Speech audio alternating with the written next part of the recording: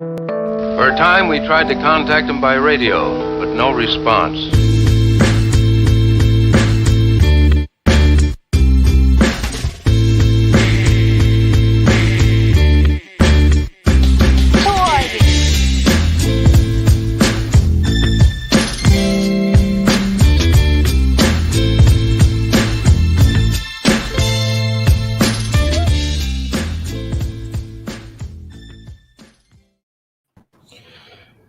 Yeah.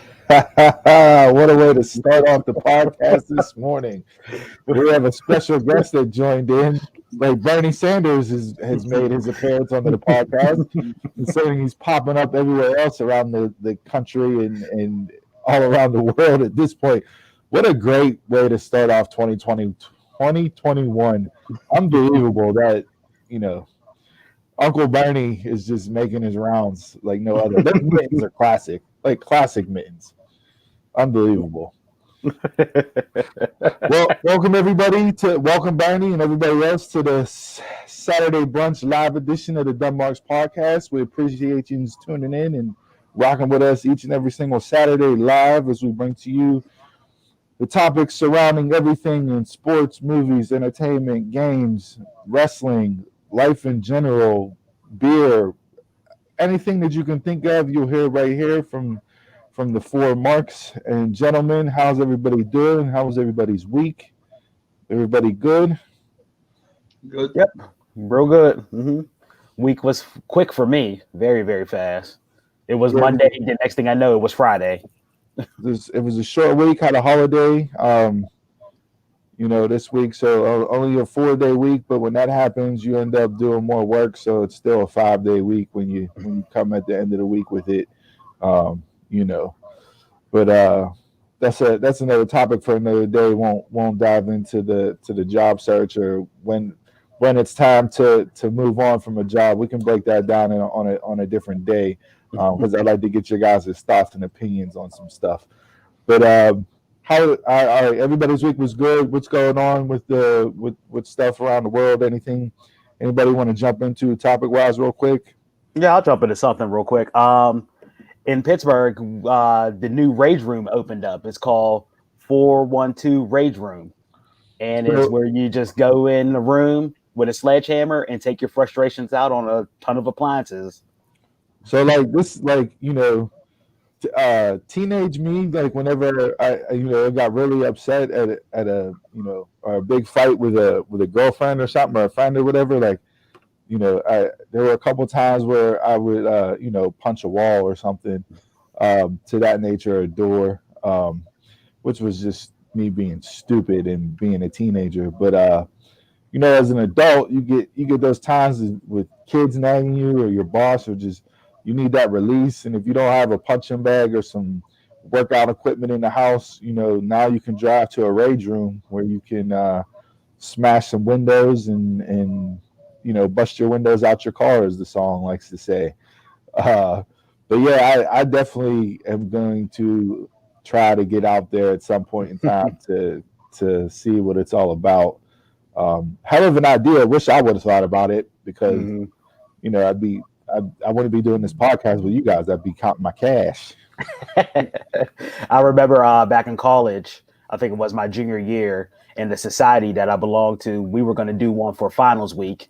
Everybody get their frustrations out before finals and all that stuff. Was that the Skulls? Was that the Skulls? You were part of the Skulls, right? No, it wasn't the Skulls. It was the Sins, though. Okay. Yeah.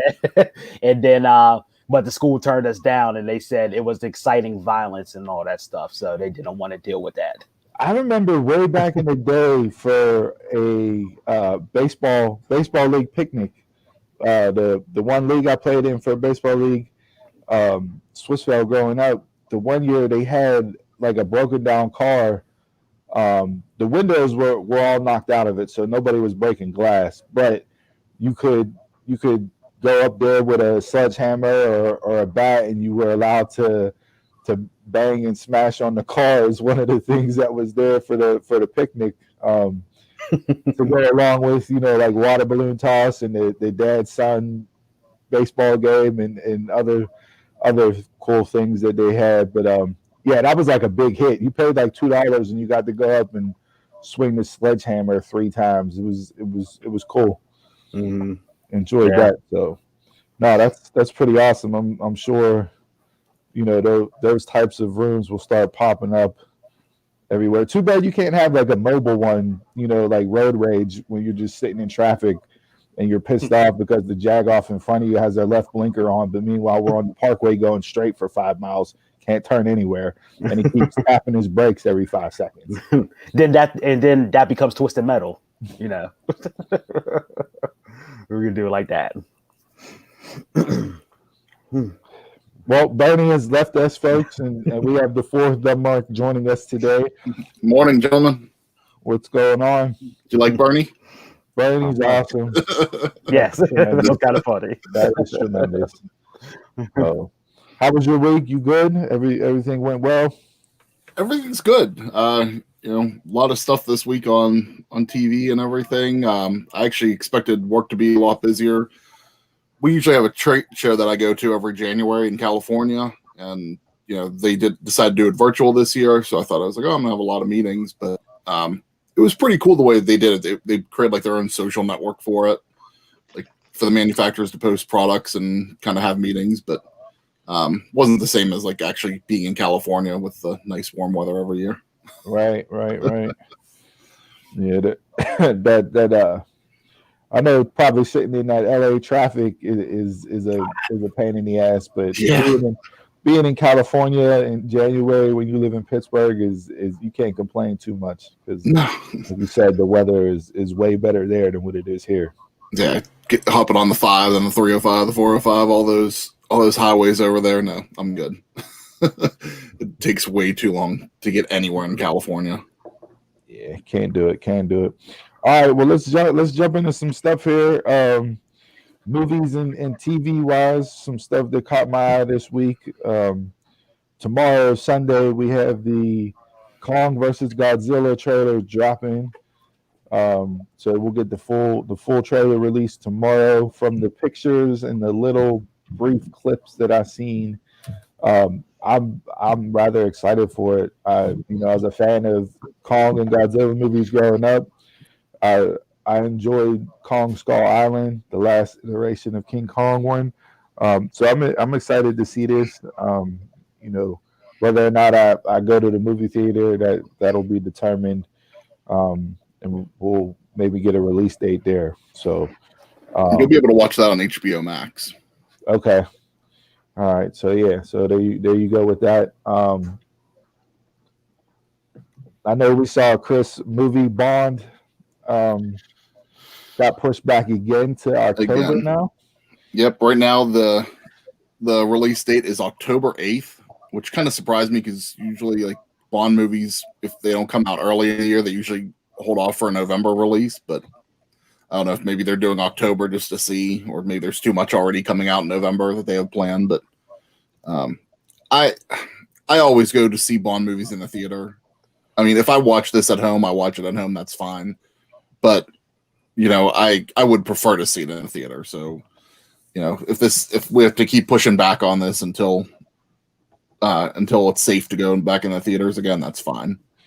Yeah, and then another movie that's facing more pushbacks, and there's rumors around will it ever actually come out. Black Widow is facing more release date delays. Not sure when it's going to come now, which is disappointing. At first when they announced it, I was excited for it because I like the character and wanted to see more of the backstory as far as that character is concerned, and that on the big screen. And I thought that it was a character that could have a standalone movie itself. But the more and more it gets pushed back, the less and less my interest is staying with wanting to actually see the movie itself. So don't know what's going to happen with that there. Yeah, I'm interested in seeing if it gets pushed back more or if Disney will just release it. Whether you on Disney Plus or another way.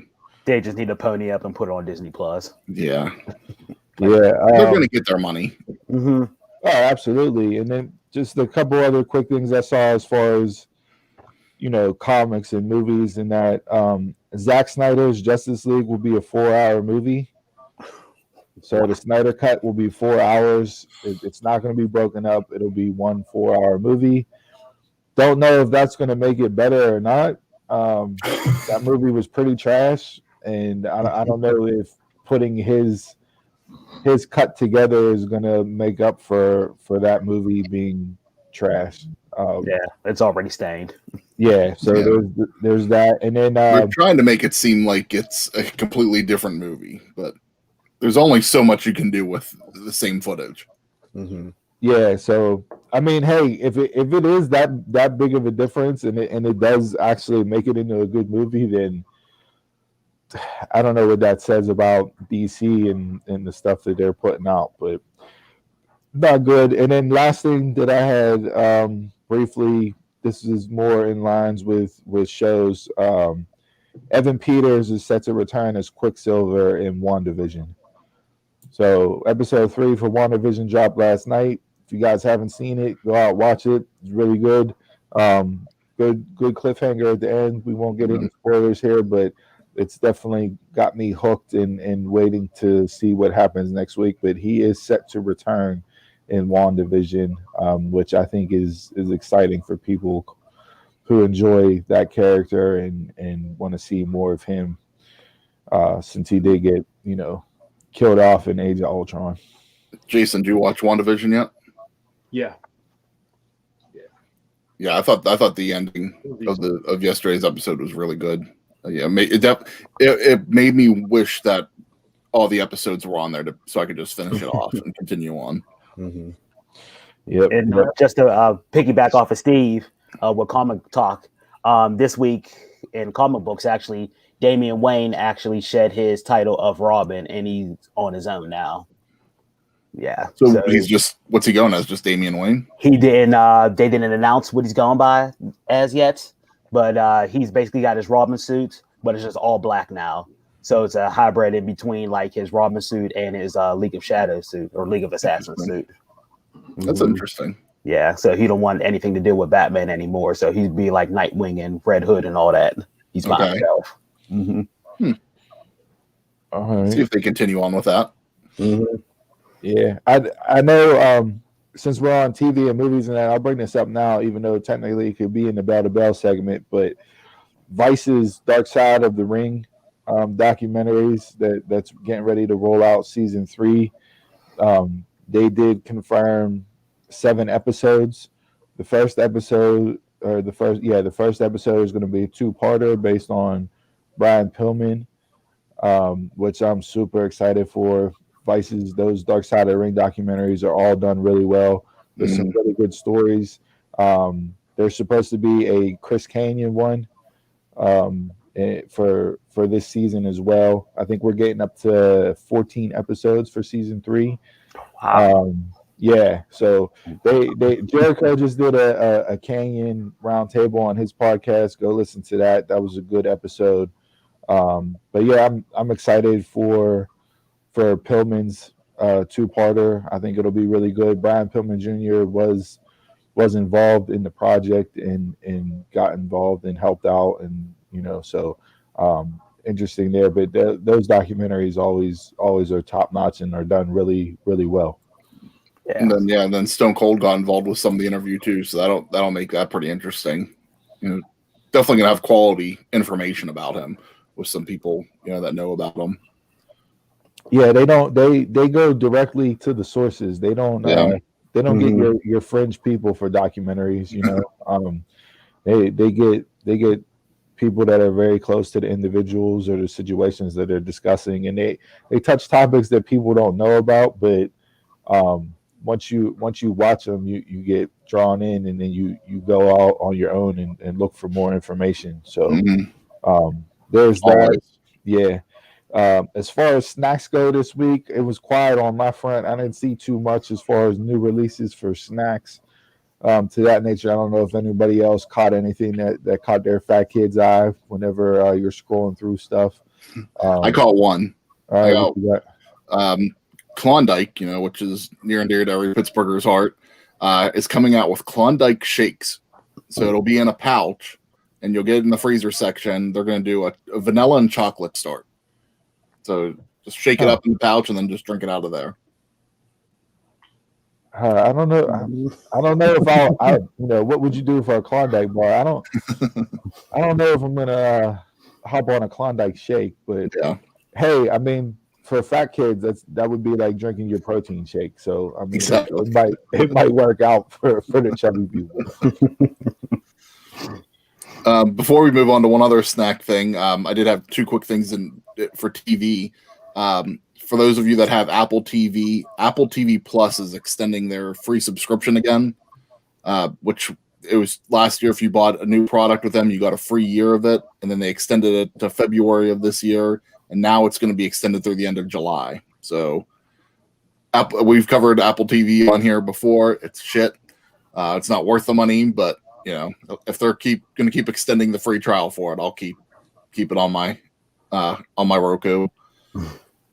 I did see. I watched the Ashanti Keisha Cole versus battle on Thursday night because I'm a sucker for a good R&B, and those two ladies back in the early 2000s, man, it was straight nostalgia filled with some of those songs. But watching it on my phone through Apple Music, I think with Shazam, since Apple purchased Shazam, they were offering 5 months free of Apple TV with the subscription to Shazam or something where you would get 5 months free. Okay. So that's I guess another way that they're trying to get people to get Apple TV. Like you said, it's garbage, it's trash. There's nothing that I want to get on and watch. No, they have some work to put into that. Yeah. Surprisingly, this week Peacock actually renewed Saved by the Bell for season 2, which I did not see coming. I thought for sure that was going to get canceled for how trash that was. Yeah. But it sounded like maybe some people were actually more into it than what I was and other people were. And other than that, one other quick thing: the new Superman and Lois show is going to debut on the CW on February 23rd. It's going to be a 2-hour event. So it's just a 2-hour event. It's not a show. No, that's going to kick it off. So it'll be an event to kick off the series. All right. We'll see what happens there. Yeah. And then one more snack thing.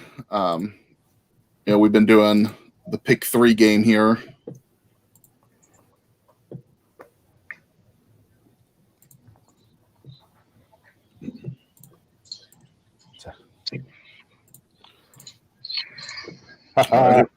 Who wants to kick this off? Since Jason's been quiet the entire intro segment, let's get him to actually speak words on the podcast this week. And he can go first.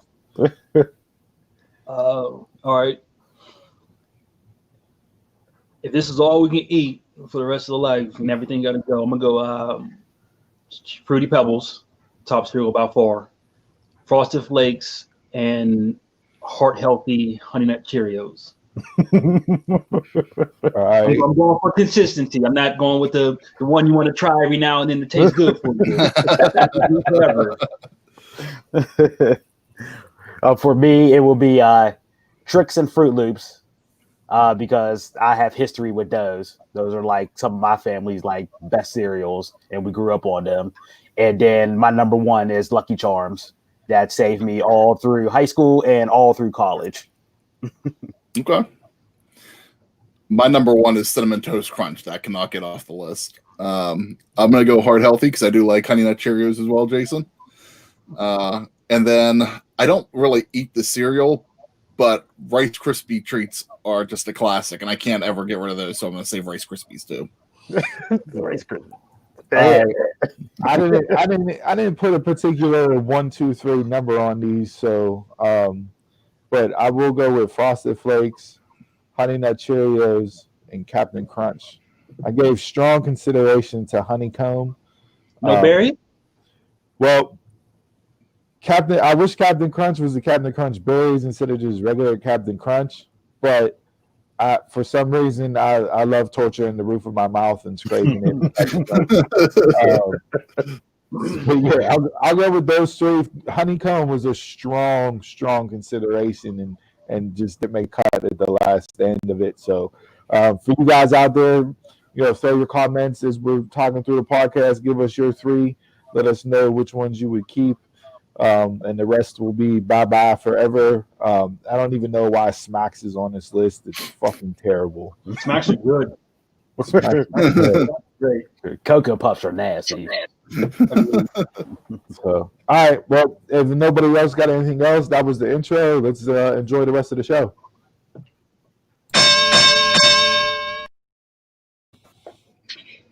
All right, gentlemen. It was a pretty busy week in wrestling. A lot of build up to Royal Rumble and WWE, the fallout from Impact Wrestling, Hard to Kill, and AEW continued the relationship with Impact Wrestling this week. Should we start off with the wonderful segment on Raw this week? We saw the return of Gilbert. So wait, before we jump into the show, there was a lot of talk and a lot of comments this week that I saw based off of the Undertaker's podcast on Joe Rogan, his interview, as far as why he feels it's hard to watch the product, and that to piggyback off of what he said, there was a lot of chatter on why WWE can't seem to create stars nowadays. With all that said, I'm going to read something off to you here, and I think this will go into not only Raw's issues, but also I guess WWE's issues as a whole more. So, October 19th, Nia Jax and Shayna Baszler defeated Mandy and Dana.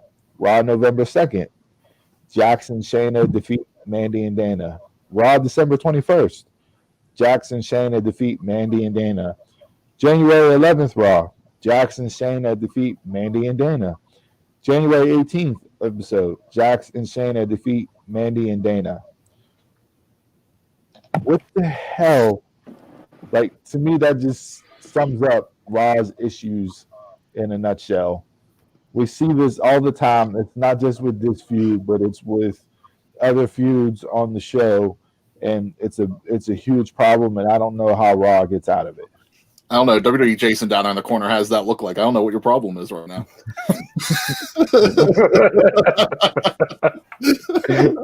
I still watch it. Yeah, we know why you watch it. We know why you watch it. But I mean that literally, that sums up the issues. It's not just that particular feud or storyline. It's just across the board with Raw, with them running 6-7 weeks of the same match in different forms, and then putting it on a pay-per-view and expecting us to get excited about it. You're thinking Raw's roster is deeper than it is for 3 hours. So that brings up, that brings up the point that I said last week, where I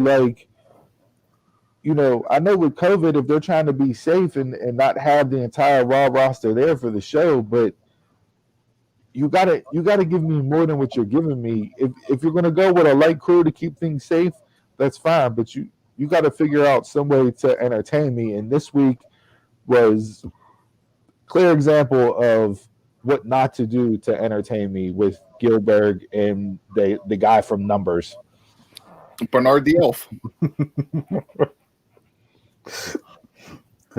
The only thing that was interesting in Raw to me was the AJ Ricochet match, Alexa and Asuka, and the Papa John's commercials. That was good. What was the Papa John's commercial? I'm kind of interested now. God, it was just a stuffed crust. It was just a stuffed crust pizza commercial, and that was it. Like nothing else that interests me. Styles and Ricochet was good. That's to be expected. Ricochet can sell his ass off. He's an underutilized talent. I know Vince probably is not high on him based on how he is on the microphone. but he's gotten over everywhere else he's been. I don't know why he can't get over to that effect in WWE. AJ to me is the best wrestler in the world still.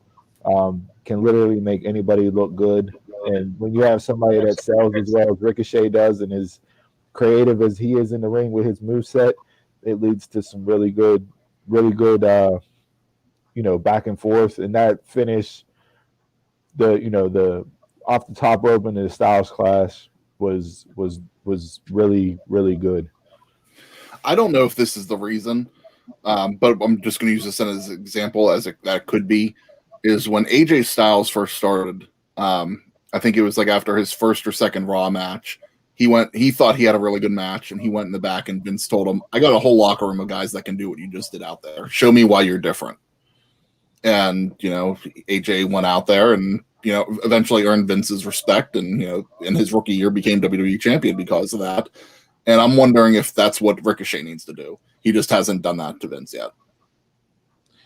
I just don't see Vince getting behind Ricochet at all, no matter what he does in the ring or out of the ring.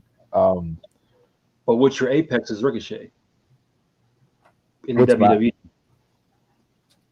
Is Ricochet the apex in WWE? No, what's your apex for him? Like, what's your ceiling for him?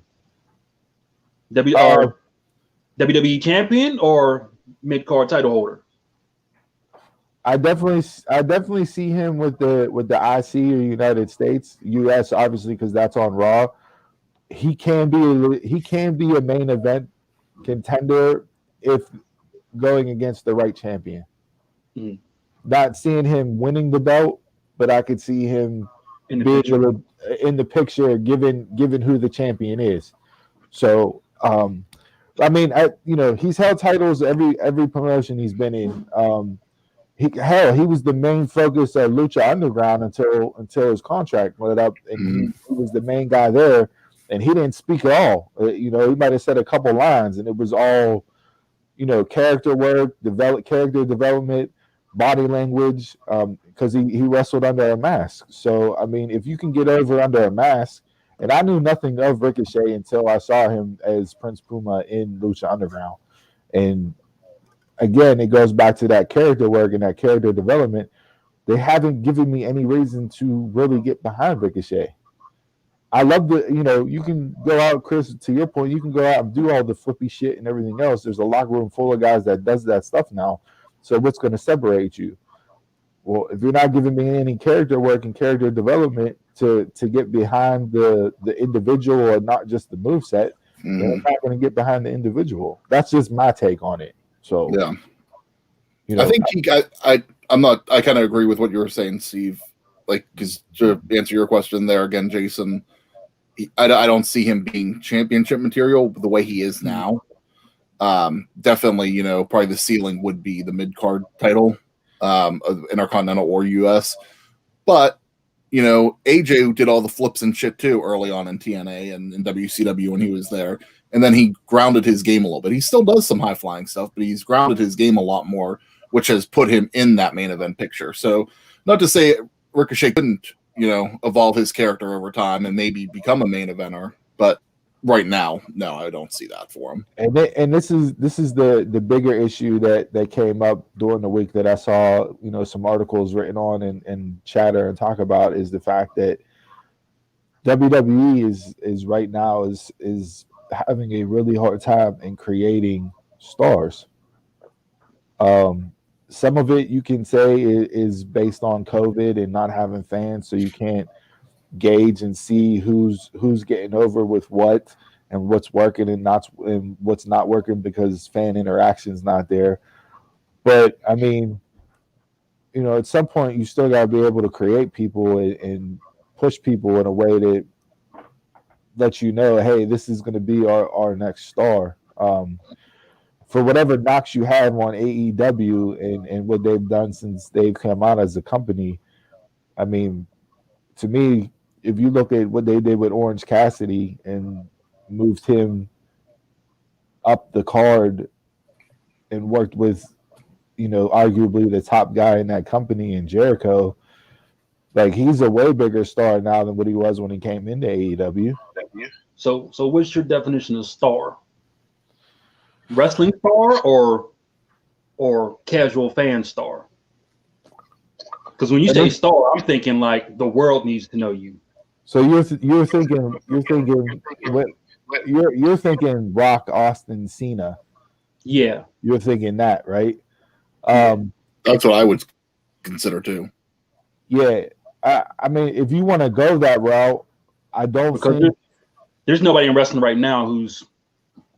I mean, WWE has theirs in place, but there's nobody else I see moving up to that level anytime soon. Like, I think AJ's like Shawn Michaels was. You know, Shawn was the star of that time, but you know, and everybody loves Shawn for the most part, but you know, he's not in that Mount Rushmore with the Hogans, the Austins, the Cenas, and stuff like that. He was the workhorse, like the Savages. Yeah. I mean, Jericho obviously is a star. He's he's known for Fozzy as much as he is for wrestling. With that, I think Cody is starting to get to that point, and him being on the Go Big Show is like a step in that direction for him. He's never done anything like that. You know what I mean?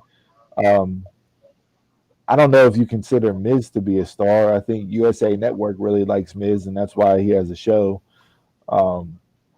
He's been in the Marine movies, but I don't consider Miz to be like a star if we're going by like worldwide known recognition outside of just wrestling fans around the world. I just think he was a star before on the real world. On the real world, yeah. I don't think Vince wants anybody to get to that Cena, Rock, Austin level anymore. I said this before. I think he wants WWE to be that, and then people underneath WWE push the WWE brand. Just like in the NFL for ages, it was just the NFL, and it wasn't necessarily the players in the league. It was more about the Shield than it was the individual brands of the players. So I think that's the way WWE is approaching it. Whether or not that's good for them, I don't know. I don't think any of us thought Cena was going to be the breakout star he has become in movies either.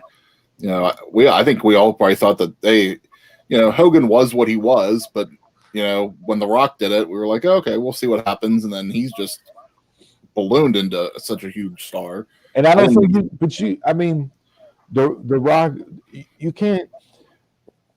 Some people are just above everybody else. Like, yeah, you got to have that charisma about you to do it. And it's like that. It's like that no matter what world of entertainment or sports or what you're looking at. Like you have like there's Tiger Woods, right? In golf, there's Tiger Woods, and then you have your Phil Mickelsons, you have whoever else, your Justin Day, whatever the case may be, your Rory McIlroy's. Like, yeah, they're stars to a point, but none of them are going to be able to be Tiger Woods. Tiger Woods is that once in a lifetime individual, just like Michael Jordan was, just like The Rock was in sports. Austin doesn't even compare to The Rock outside of wrestling. I was just going star in the ring or star in the business, because some of these names, like even without even watching wrestling, like Roman Reigns has done nothing, but you can turn on your TV and see a million people know who Roman Reigns is. He's just not a household name yet. For wrestling fans he is, but not. He's not a household name. Like, do you really think everybody knows Roman Reigns like they knew the Austin and The Rock in the Attitude Era? Or yeah, everybody knows Roman Reigns. Okay. I don't know. I mean, if you were to slap Roman Reigns on the cover of a magazine like it was in 97, 98 when like the TV Guides came out and people were buying them up off the shelves, I don't know if people are rushing to pick up Roman Reigns like they did. Not pick it up, but they know who he is. I don't know. That's interesting. Because I don't think. Yeah, he's been in, like he did the Hobbs and Shaw movie. Not that he had any real acting in the movie; he just had like an appearance. but like he really hasn't done a whole lot of crossover stuff yet. That I think that non-wrestling fans don't really do. Like at least Cena was doing. Who Roman Reigns is, then people know who Roman Reigns is. Yeah, because I mean, you figure like Cena was doing like the Today Show and stuff like that there for a while. So like people that didn't watch wrestling were seeing him. You know, like the stay-at-home moms or the stay-at-home dads and whatever. You know, they were watching him if they weren't, you know, a wrestling fan. But then plus he's still in his prime too, so he's more focused on wrestling than other Vengers. Yeah, and I mean, he's just still developing this new character, so we're still even a ways away before, you know, it's even hit its peak, and who knows what the longevity of this is going to turn out to be. So, you know, once that's done, then maybe he'll eventually do something. But I think we still have Roman for a while before he even does any breakaway stuff. It's just interesting to see, you know, which goes back to Rob's issue where you got to bring Goldberg back and have him immediately challenge for a belt, even though he's not even considered a part-timer, because you don't have nobody ready to face the champion. But you don't have to bring Goldberg back. They're choosing to bring Goldberg back. True. Very true. They don't have to. It's not like, oh, we have nobody for Drew to wrestle. We have to bring in Goldberg. You know, but they don't have anybody. If they had somebody, the Goldberg wouldn't be back at the Rumble. If they had what's the match that we expected to happen at the Rumble? It was Sheamus versus Drew. They could have had that. They could have had something in the works. There's people for Drew to wrestle. But Sheamus and Keith Lee weren't even on Raw this week. Yeah. Mm-hmm. So, but again, it's whatever they want to do. You know, they could have had Keith Lee fight Drew at Mania. They had time to build that up.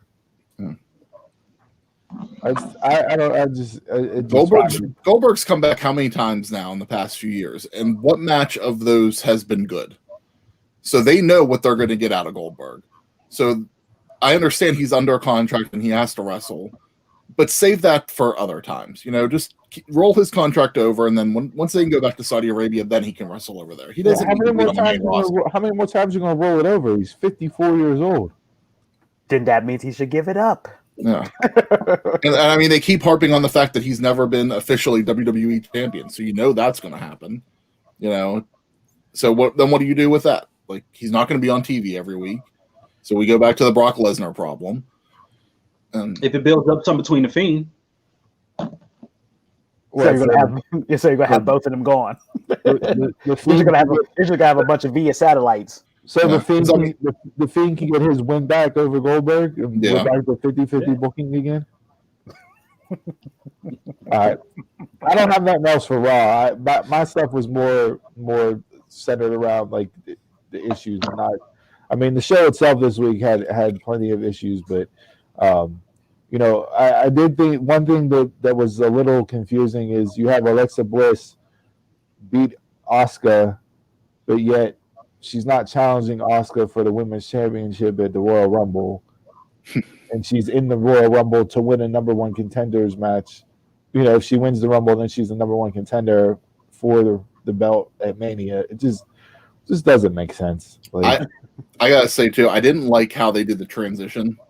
I thought that was, you know, it didn't work. It didn't work for me. I don't know if it worked for you guys, but it's just like, so they had her, you know, they had the commercial end with her as Alexa, and they come back from commercial and she's Sister Abigail. It's just like, yeah, like it would have been better to me if right before commercial they would have had her transition real quick, like they would have spliced the image together to her become Sister Abigail. Because like I just felt like, okay, yeah, you went on commercial break, she had plenty of time to change. Yeah, but I mean that stuff was all filmed before. I mean, that's what they've been doing with her and the Fiend, and filming stuff before and then cutting it into the current match that they're having. So I didn't mind it. I think Alexa is fantastic in the character and the role. I wish it was more. I don't want her and the Fiend to become like magical superpower type characters. You know, I was more into it whenever it was like the possessed, you know, like poltergeist type of or not poltergeist, what should we call it? The Exorcist. You know what I mean? Like something that's possessing you, not necessarily like, oh, I have these magical powers that I can turn into somebody else and I can shoot fire and whatever. Like, stay away from that hokey shit. Just Almost like I have control of it. And yeah, give me more like the possessed type. Where You mean Matt Hardy? You mean Broken? I thought we were here for Broken. We'll move on to SmackDown after that. Move on to SmackDown. SmackDown last night. I really enjoyed the show last night. To me, the only thing that I didn't like per se, and it was more just the match they had, not necessarily the matchup of the teams, was the women's tag with Charlotte and Asuka against the Riot Squad. I didn't care for the match. I didn't think those four worked really that well together. And then when Asuka was in it, it seemed like they flowed better. Yeah, it's just like. And commentary doesn't do any help or any service. If you're gonna have Charlotte and Asuka be your tag team champions and they're gonna float between both shows and wrestle people on both shows, then you have to talk about the stuff that happened on both shows with those characters. So they didn't touch on Lacey Evans and Charlotte and Rick at all, even though that's just hot garbage. And they didn't touch on Asuka losing to Alexa Bliss at all. So like, have some consistency. You're so worried about that's the problem. They don't have consistency. If you're gonna have people on both shows, then talk about the stuff that happens on both shows. But then there's times where they want you to think like, oh no, this is important because this person's on both shows. Well, which one is it? Like, you're either all in or all out with that. And if you're gonna have your women's tag team champs float between both shows, then you're gonna have to bring up stuff around them that happens on both shows. I felt like the past couple of weeks they were focusing too much on Charlotte and Asuka as singles, so I was glad to finally see them back in a tag team match last night. Yeah, like I mean, other than that, I enjoyed SmackDown. Again, storytelling with Roman and Kevin and Adam Pearce and Paul Heyman was tremendous. KO's promo yesterday was great. One of the better promos that he cut. I thought Paul Heyman was awesome in the opening segment.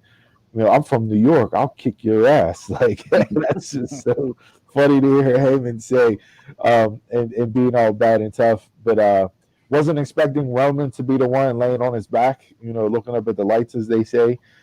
So they got me again there. I know, Chris, you weren't a fan of the obstacle course segment with Bianca and Bayley. I honestly didn't even watch it. I saw it. I was just like, nope. I fast forward. Actually, it wasn't a bad segment. It really wasn't. Like Bayley did the little kitty stuff, and then she turned it into like an adult obstacle course, trying to trip Asuka up, or trying to trip Bianca up. I love the switch to like the visual of Bianca Belair fireman carrying Otis. Did a lot to put Bianca over, to show her strength and her power and just her athletic ability. To me, she has to win the Women's Royal Rumble. She has to. And I don't know if you ever ran into a basketball hoop. But that's I have. Yeah. That bring up some issues, Jason? Yeah. I mean, there's that, hell, even the intergender match and the story with Sasha and Carmella and Reginald, like, even that was good. Like I said, SmackDown for me was a much better show than Raw. But again, it's because I'm invested in the stories that they're telling with people. You may not like each individual segment around the stories, but the stories to me are what's keeping me invested and interested in SmackDown on a week-to-week basis. Yeah, SmackDown's definitely. I mean, that's been a recurring theme on here. SmackDown's just the better show out of the two. And does that go back to just the simple fact that Raw's 3 hours and SmackDown's 2? If Raw's 2 hours like SmackDown, do Raw's issues go away? Some of them. Yeah, I think some of them would too. Some of them. All right. Anybody got anything else from mainland WWE? No, but before we head into NXT or AEW, we could. This is something that we could also talk about in sports too. I don't know if you guys saw that. NBC Universal, they announced that they're getting rid of NBC Sports Network. So sometime by the end of the year, that's going to go away. Well, the NHL's contract is up, so I don't know who's going to bid on the NHL. My thoughts are that it's going to go in on ESPN and try to bring up sports during bell to bell. That's nobody watches it. So from the way NBC's talking is that they're going to move NHL to the USA Network.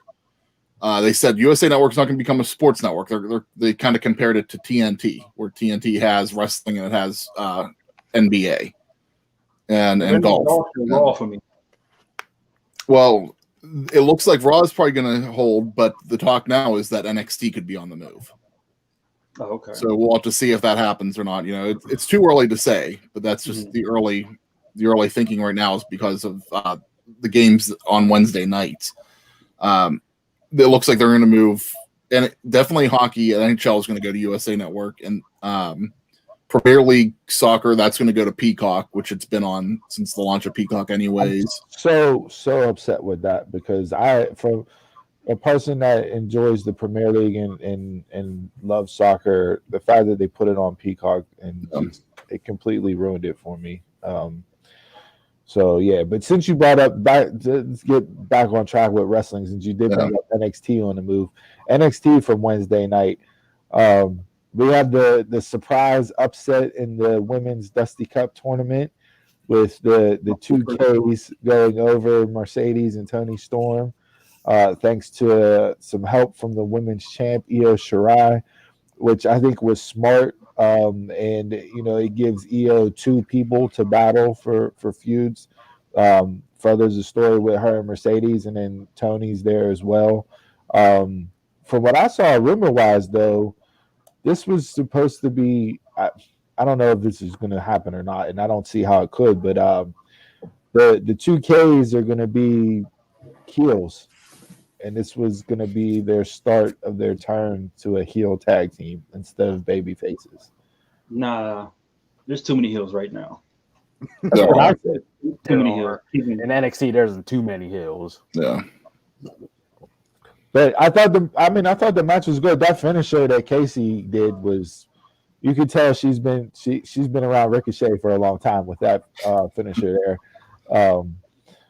But other than that, I thought the fight pit was a good match. That is definitely Timothy Thatcher's match.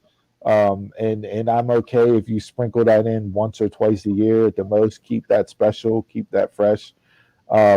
And I like the fact that him and Ciampa are now partners, and they get added into the men's side of the Dusty Cup tournament. So this is definitely to push Thatcher. I know you're not a huge fan of him, but we'll see. I didn't like the Thatcher's can segments. I didn't think they helped him at all. The segments, no. In the ring, I don't mind them. Yeah. That's what I mean. If you can get the story to a better place with him, I could buy into him more. In the ring, I think he obviously he can go in the ring. That's what he's known for. So I think him and Ciampa teaming up again. Here's that Dusty tournament storylines where you're taking singles people and you're putting them together to further a storyline. And we've seen them do this before, and it's just another step in that evolution of things. So good there. I like Balor and KO and Kyle O'Reilly, the other KO, teaming up to take on Birch and Lorcan. That just furthers the storyline with Balor and Undisputed Era, as well as their issues with Pat McAfee's Kings of NXT. Anything else from the show that you guys caught or enjoyed? Who is Thatcher replacing, or who is Thatcher tomorrow? They're replacing Adonis and I forget the other guy's name, but Karrion Kross took both of them out. They're out injured. So Regal threw Ciampa and Thatcher in as a team. But So that happened on 205, or did they switch that? I don't believe it happened on 205. I know Regal put like an announcement out. Like there was a WWE Network exclusive where Ciampa mentioned something to Thatcher about teaming up after the match, and then Thatcher turned him down and said no. And Regal stepped in and made the announcement like, "Hey, no, actually, you guys are going to be a team, and you're in the Dusty Cup." So I'm okay with that. On the women's side, go ahead. What is it? Who's the extra guy? Wolf. He returned. So does that mean Walter's nearby? I would hope so, but I would rather see Walter and Balor in NXT UK and not NXT here. Yeah. Mm-hmm. I know that whenever we talked about this a few weeks ago too, that for the NXT UK Dublin event, they were trying to promote Balor for that. So I think right now that's scheduled for June. So we'll see if that still is on track to be their storyline. And both wrestlers still want to go with it too. They said they still want to. I want to see that match. That's definitely match of the year potential. Yeah, on the women's side of things for the women's Dusty Cup, we saw some new individuals signed to NXT. Priscilla Kelly, among two others, were signed, and they're going to be in the tag team tournament. So excited for that to see what happens there. I don't know if anybody else caught this, but Buddy Murphy put a sly little tweet out there and said he tweeted at Escobar WWE for Santos Escobar. I know someone you haven't beaten. Hashtag WWE NXT. I would love to see them two get into the ring. That would be good. Yeah. So is the cruiserweight? Is that two belts officially? Or we haven't gotten any clarification on that. I thought it was two belts individually because Devlin has the other one over in UK. Mm-hmm. So, right now, they're both co-holders of the title. At some point, they're going to merge them, like for the undisputed cruiserweight champion. Welcome to the UFC. Yeah. I wasn't sure if they want to keep that one over there and just have two, I guess, different straps. I guess.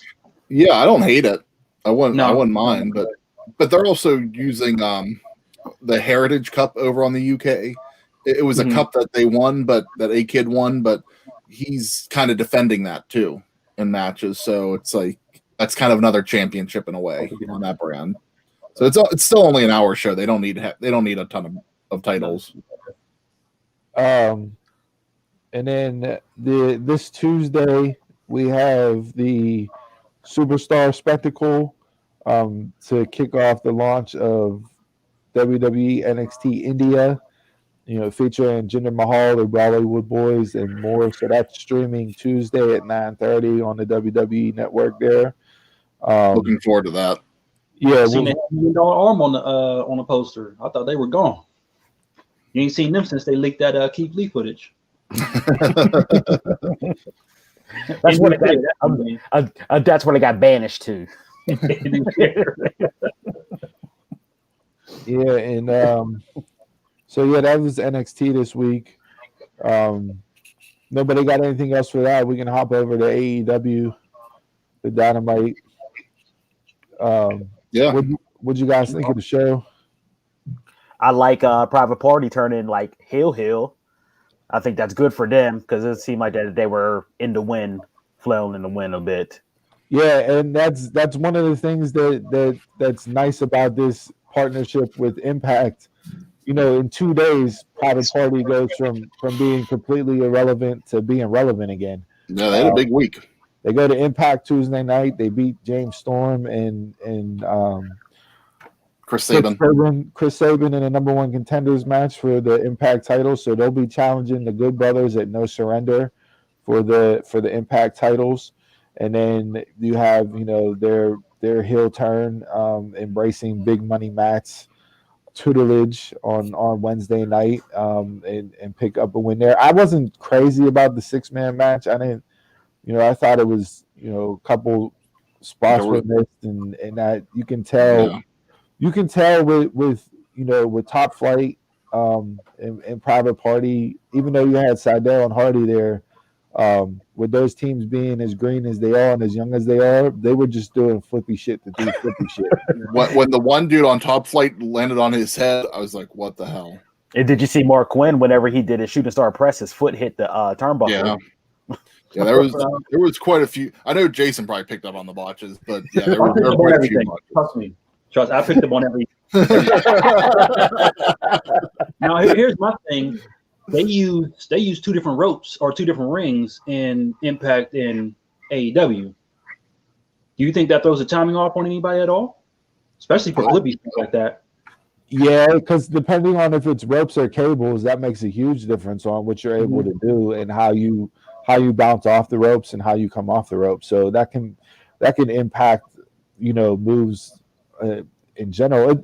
Hell, even running the ropes is different between ropes and cables. So that can definitely impact. Like an acrobatic team to switch to. I can see if you do like a technical wrestler or somebody in that swapping between. Yeah. Yeah, I think. I mean, the benefit though to that is that Impact's not live. Impact's pre-taped, so they can do the they same had thing. time. Yeah, Okay. So they had time to go down to AEW and maybe do some running the ropes in practice before that match. So since we talked about the Impact AEW partnership and Private Party, this week the Kenny Omega wasn't seen on Impact besides the quick intro walking out of the locker room, and then Don Callis cuts a promo and says him and Kenny will be taking a break from Impact to go handle stuff on Wednesday nights. But Impact got there was over 10,000 people, about 10,500 on a Twitch stream on Tuesday night without having Omega on the show at all, which bodes very well for them. I know it was coming out of the pay-per-view on Saturday, so we'll see if the numbers drop back down. But I say that to bring up the storyline that was further told on Wednesday night with Kenny and the Bucks and Don Callis and the dissension there. Do you like where they're going with the story so far? You like how it's being played out? Doesn't really tickle your fancy? What's your opinions on how they presented the elite storyline here so far? I still need to see more. I'm still up in the air with it ever since the Bucks, are quote unquote aligned with Kenny from the beginning. So I like them using Callis as that invisible hand, as he likes to call himself, that manipulator, to where he wants to take Kenny away from the Bucks and have him team up with his boys from Impact, the Good Brothers, and working that angle there. We saw Omega and the Good Brothers announced for the main event of Beach Break. So they'll go up against Moxley, Penta, and Pac, which I think will be a hell of a match. That to me is a good 6-man there. But I enjoyed the storyline there. Congrats. I like AEW kicking off the show with I know it was corny and everything else. Jason, you're probably not into what they did with -1 and his birthday celebration and that. But I thought it was a good way to make the 8-man tag match that they announced. Like, they announced a match for the show, and you're like, okay, they're just throwing these 8 people together with no story or nothing just to have a match. But then they give you something to open the show to justify why they're having the match, which I'm okay with from that standpoint. I like how they're furthering the story with Hangman and the Dark Order. Will he join? Won't he join? Silver's phenomenal. I love Silver. He entertains me. And I love JR saying Johnny Hungy. But that finishing sequence where they had the German Silver doing the German into the buckshot lariat into the cover by Reynolds, I thought looked really good. And I agree. I'm hoping, because we're seeing some of these formations with trios, I'm hoping we get into a trios championship. at some point in time because you have the factions to pull it off. I personally don't like the Trios Championship or the 6-man, but it looks like that's where they're going. They've talked about that. I know Tony Khan's brought that up. That's something that they might not be doing in 2021, just depending on the pandemic still. But he said it is something down the road. I mean, it worked well in Lucha Underground as having another championship. They did it well with alliances and told good stories off of it. I think when you look at the teams in that from that standpoint, you have more than enough people, and this is a way to get more people on the show and involved in stuff to make more people relevant. You have Kingston, the Butcher, the Blade. You have Pac with Death Triangle with Pac, Penta, Phoenix. You have Jurassic Express with Marco, Jungle Boy, and Luchasaurus. Like now you could do Hangman, Alex Reynolds, and Silver from the Dark Order. You know what I mean? Like you have the people to do it to where it'll make sense. So I'm hoping to see that at some point in time. With that, there, I did want to bring this up, and since we were talking about Oldberg.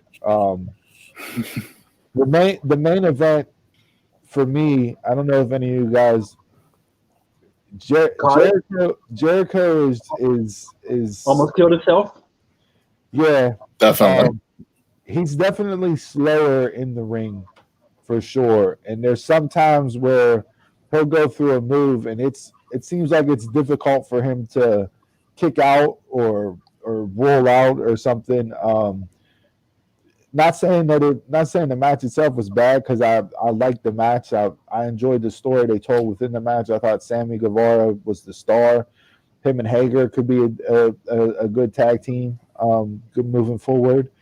But Jericho, to me, was the first time where I really noticed him in the ring and being just a step slower than everybody else.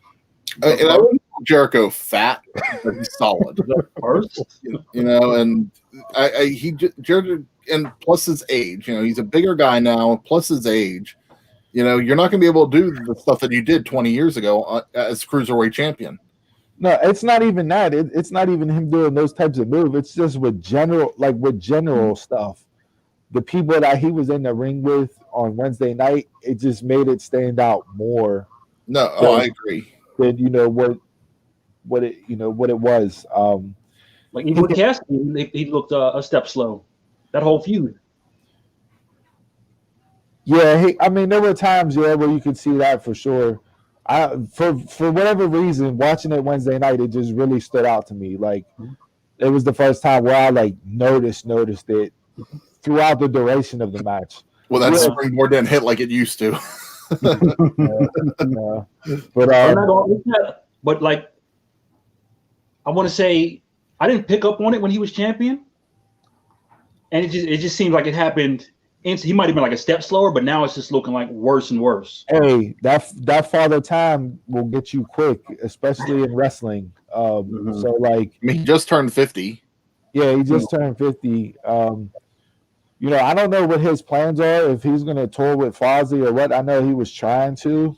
So I thought the plans were going to be with MJF coming in. Like MJF was going to get him kicked out of the inner circle, and that's where he would go away and tour with Fozzy and, have that. I don't know if that's still in the plans or not, given the pandemic and everything going on. But, I like the stories and the different avenues they're telling with the inner circle right now. And going through from that scenario. But I thought overall Dynamite was a good show. It furthered storylines.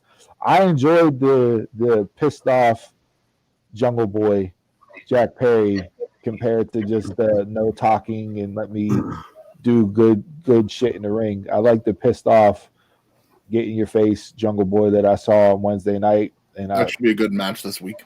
Yep, that should be a good match. And then I think the Miro stuff is awful.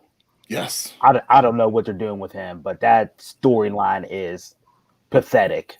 They're doing him no favors at all with this. No. Mm-mm. I wonder if Trent getting injured changed up how things had to be. I don't know if this was the initial plans for it, but I don't even like him with Kip and all of them.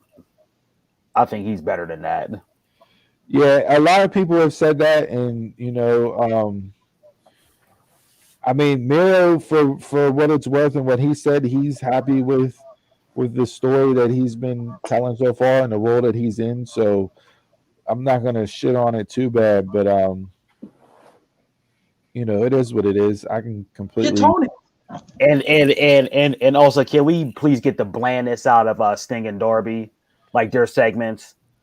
I feel like this is going on for like 20 years now of either them coming out and talking and then Taz's group interrupting, or Taz's group is out there talking and then the lights go off. Well, now you got the same thing every week?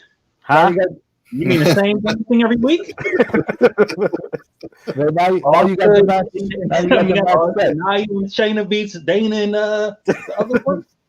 It's just like at least the matches coming out about it.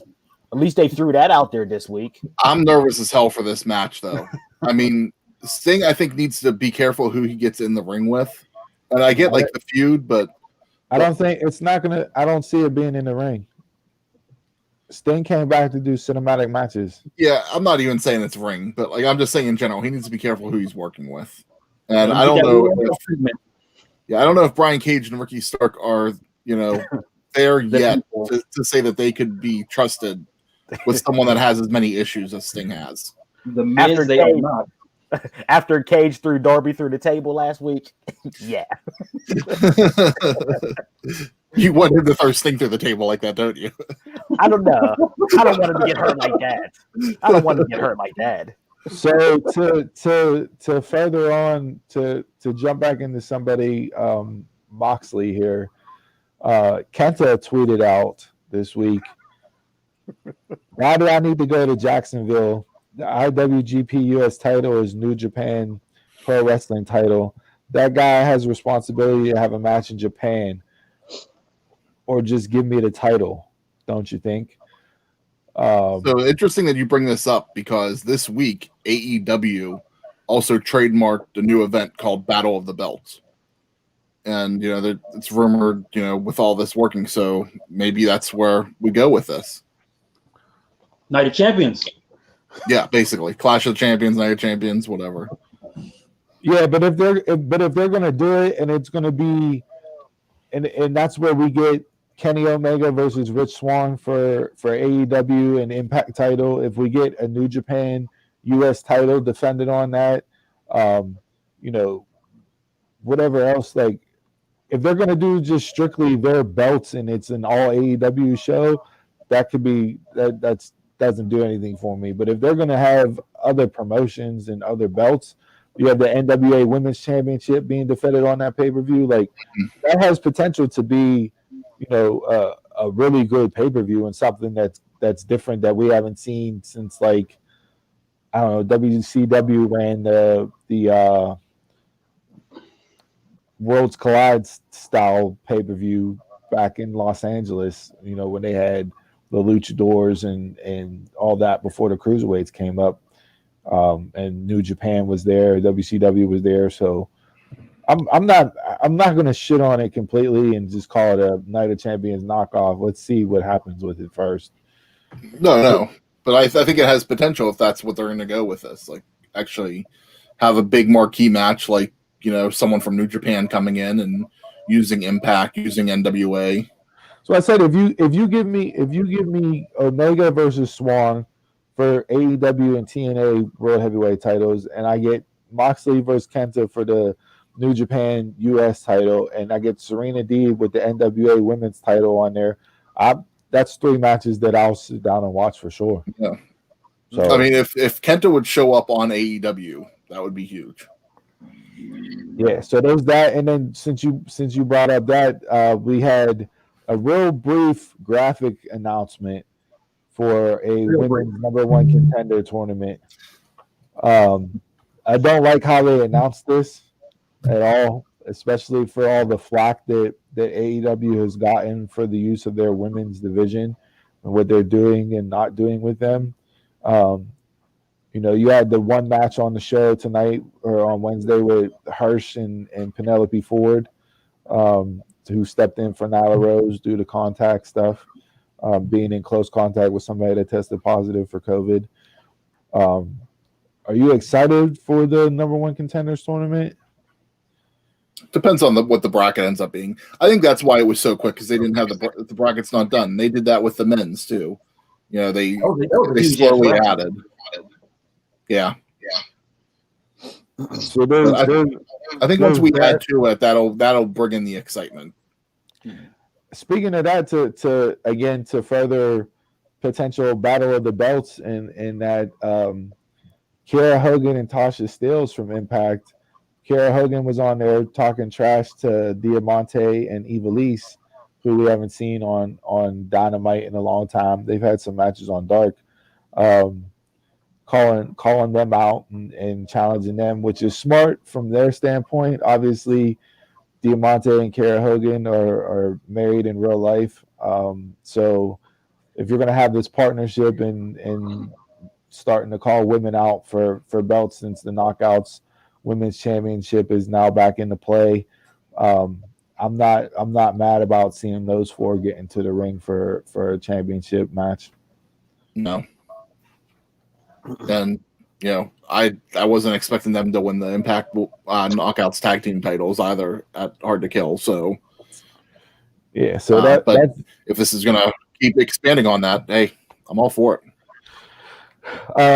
And then Impact, some of the stuff just to touch on briefly from the show this week. We saw Tyra getting written off the show. She was the main culprit and the individual who shot Johnny Bravo. It was found out this week it was her all along. And she is now done with Impact. So whether she resigns or she goes elsewhere, that's to be determined. But Tommy Dreamer had the lines of the night, I thought, in talking about her as police escorted her out, and said, what he said, based on her crime, she may go to Stanford Penitentiary for two years with a possible third. or she'll go down to Jacksonville State for a 5-year deal. And then AC Romero said, well, I hope she doesn't go to Baltimore, which is a reference to ROH. So they threw in references to all three companies there, which I thought was good. It was smart.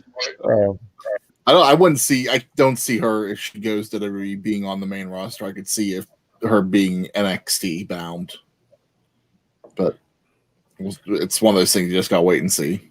Yeah, you gotta wait and see. There was some issues with the Karate Man versus Ethan Page match that aired on the Hard to Kill pay-per-view.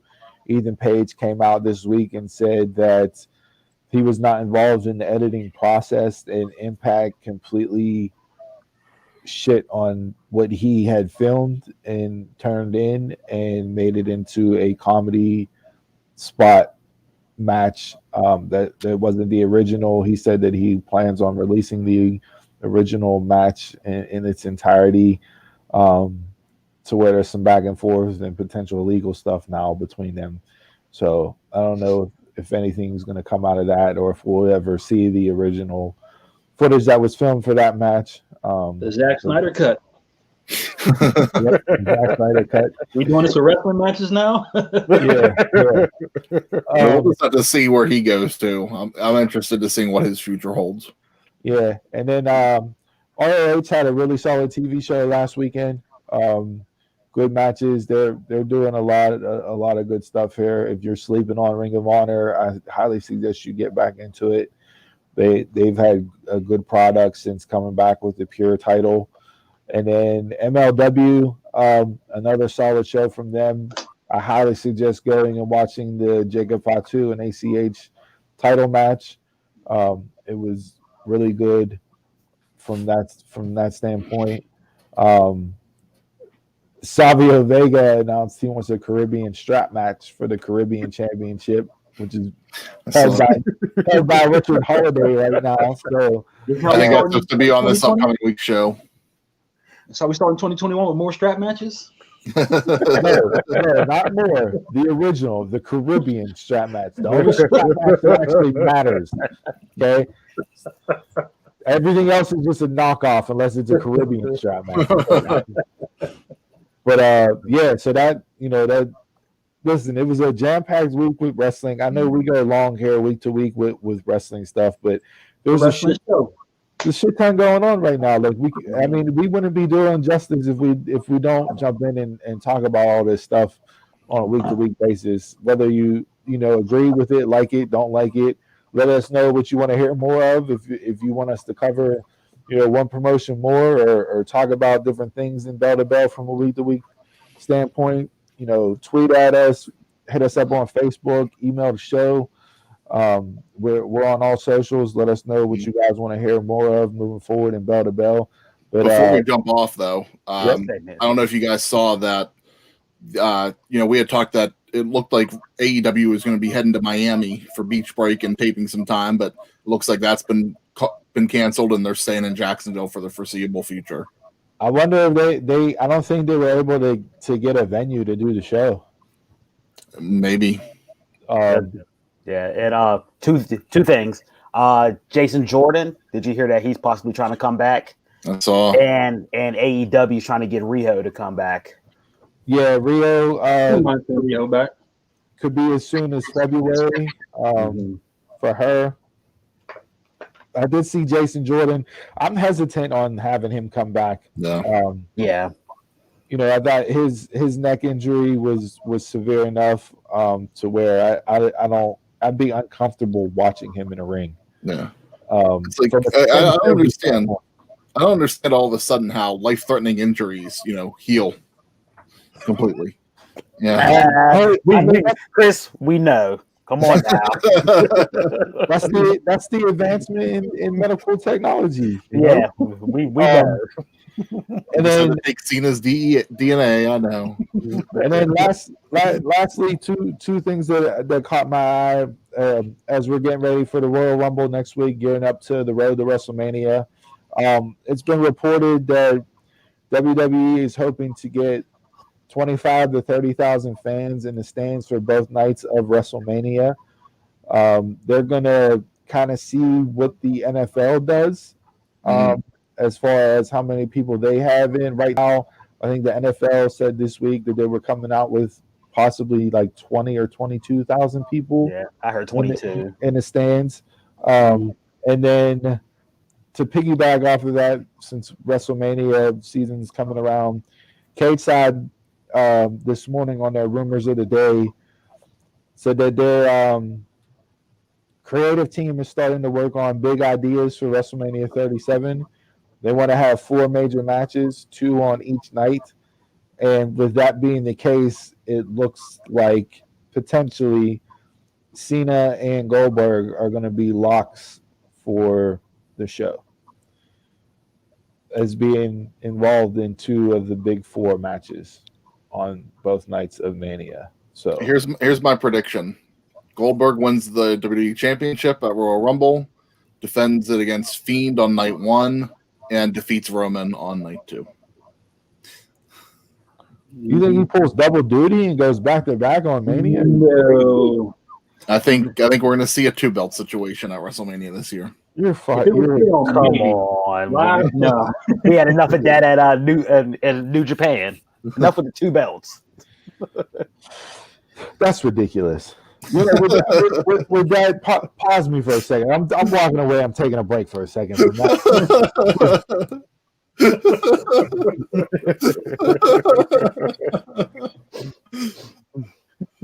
Yeah, I don't know what's going to happen with that, but I could possibly see with them doing 2 nights that, hey, someone else did the 2 belts. They have done it, but not with the main belt yet. No, not. They don't need to I be. think the miniatures the main. No, they belt. don't need to. Yeah. But you know how Vince is. Yeah, there's too many 2-belt situations going on as is. You do not need that. You saw what it did with Becky. It only lasted a month, so there was no point. That's true. Oh, so you mean a 2-belt? Okay, I see what you're. Okay. Unless they're unifying both titles, I don't want to see it. Yeah. See, I would love the you were saying is, Mhm. what I thought you were saying is the Fiend beats him, and then he goes on night 2 and wins the other belt. You want him to hold both belts? I think I might have said that, but no, I see a 2-belt situation. No, no, no, no.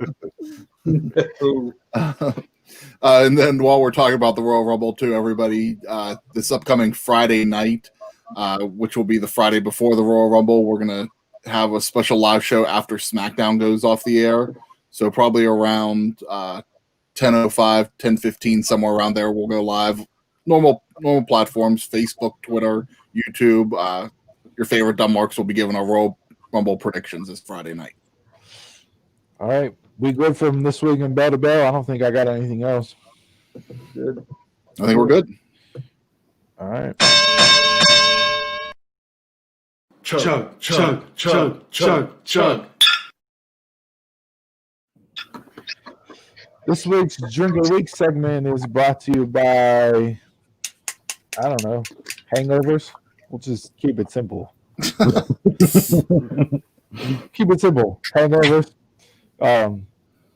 This week we have O'Fallon Dad's Original Oatmeal Stout. It is a 5.9% alcohol by volume in a nice looking 16-ounce can. This is my first ever oatmeal stout, so I'm excited to try it. We've been on a nice little run here of having good stouts the last couple of weeks, giving good breakdown. Last week's will be hard to live up to with the maple blueberry stout, but I'm hoping this oatmeal stout. Blueberry oatmeal? No, not blueberry oatmeal, just regular oatmeal stout. The thing about this one is, which kind of threw me off, is that since it's a malt beverage, like Yeah, I've never noticed that on like for a stout, like them to classify that. So yeah, it's out of the O'Fallon Brewery in St. Louis County, Missouri. So, cheers. yeah, it says it's Dad's Original Oatmeal Cookies. So Oatmeal cookies. yeah. Sound like those little Debbie cakes, huh? A little bit. The oatmeal cream pies.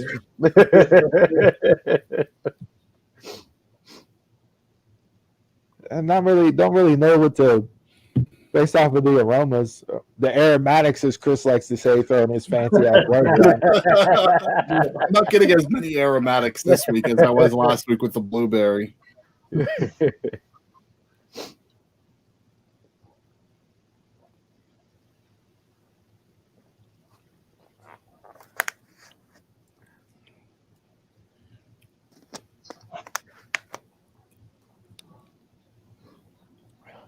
I don't know what I was expecting from an oatmeal stout, but Yeah.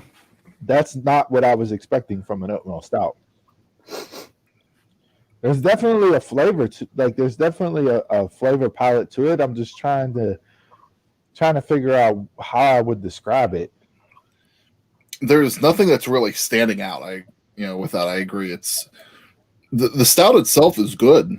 It tastes like a stout, but I'm not getting, I guess in a way, I'm not getting the, normally you get a chocolate balance. Maybe you can get the coffee notes in there, anything like that. But this is, I'm getting the hops but no real flavor. Like I'm not even getting like oatmeal. Like I'm not really tasting a lot of oatmeal or anything like that.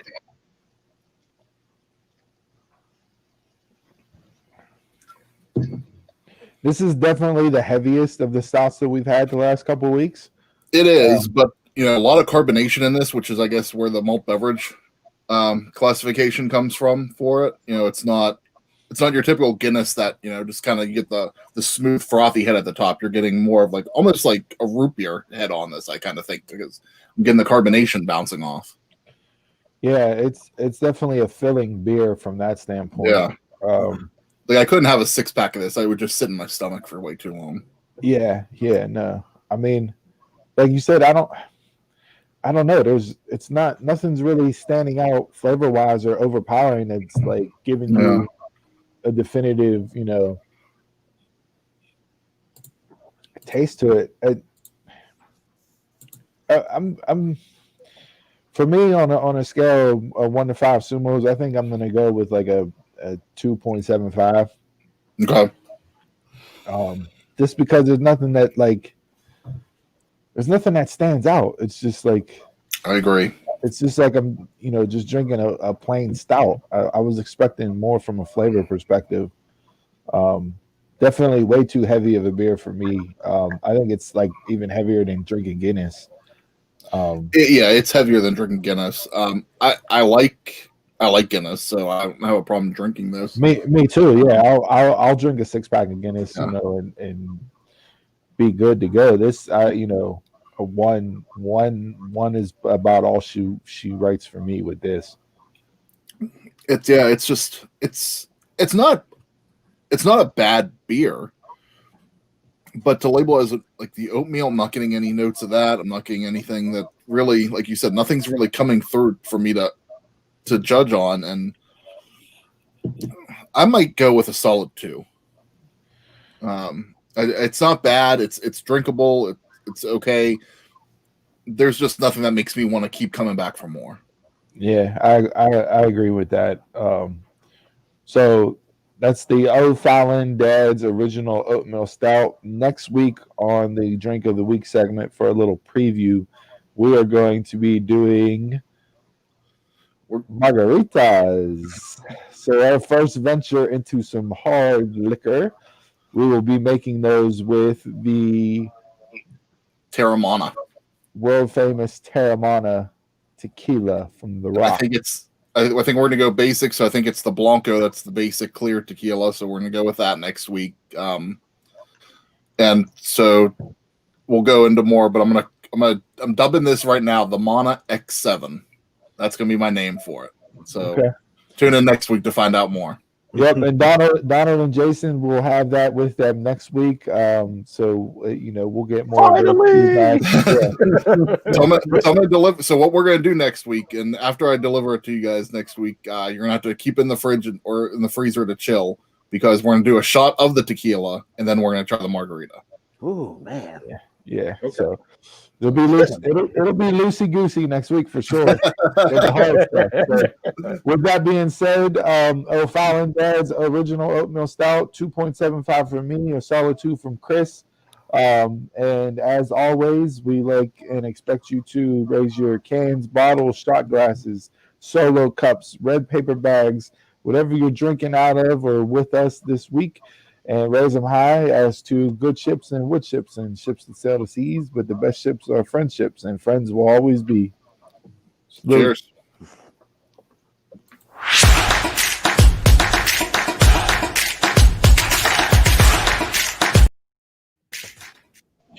All right, this week in sports, folks. I don't want to start off on a somber note, but I'd be derelict in my duties here if we don't start off this week's segment with sad passing in the world of sports with a legend. Henry Aaron passed away this week at the age of, I believe, 86 years old. Yeah, home run king. Long time home run king. One of the a true legend in the sport, but also a true legend as a man. And he will sorely be missed. So rest in peace to him. Thoughts and prayers to his family. Anybody got anything on Hammer and Hank? The first big power hitter I ever knew. Mm-hmm. Yeah. Growing up playing baseball all my years, Dad always raved about him and Willie Mays. But he was the first big power hitter that I knew of. Yeah. So prayers, rest in peace to him. And then all right, where you guys want to go this week? I thought something was interesting here. I know this week is big NFL week with championship weekend, conference championship games tomorrow night, but I want to hop back into college football for a second if we can. I saw this and I want to bring this up to you. So Alabama, right, just finished the 2010s decade with 124-15 record, which is an 892 win percentage. Most ever wins in a decade in NCAA history. Over the course of that decade, they had 4 national championships, 5 conference championships, 10 top 10 finishes, 7 top 5 finishes, 9 straight 11-win seasons. Is that the most dominant dynasty in NCAA football history? I believe so. I do. I also heard that each one of Nick Saban's recruits during this decade has a ring. So no matter what time you went into Bama, you got a national championship ring at some point. Yep, that is true.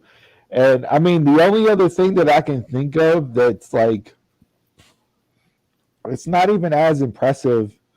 I mean, I guess it can be from the longevity standpoint of it, but Florida State's run of finishing in the top 5 was under Bobby Bowden, I think was almost around 20 years. And in that time, they won a couple of national championships. So that to me, but as far as just pure dominance goes, I mean, this is as impressive as what the Patriots did. And I hate to say that as a Steelers fan, but I mean, that's a hell of a decade. Like, I know we say Saban's the best college coach ever. This by far just adds on to that legacy, and I don't think it's going to slow down at all. Like, I know people are tired of seeing Bama and them being the national championship, but that run is what's going to continue to get you the top recruits and have you stay atop the college football ranks. So I just thought that was interesting when I saw it, wanted to bring it up. Tonight, Saturday, huge UFC pay-per-view, 257, McGregor and Poirier.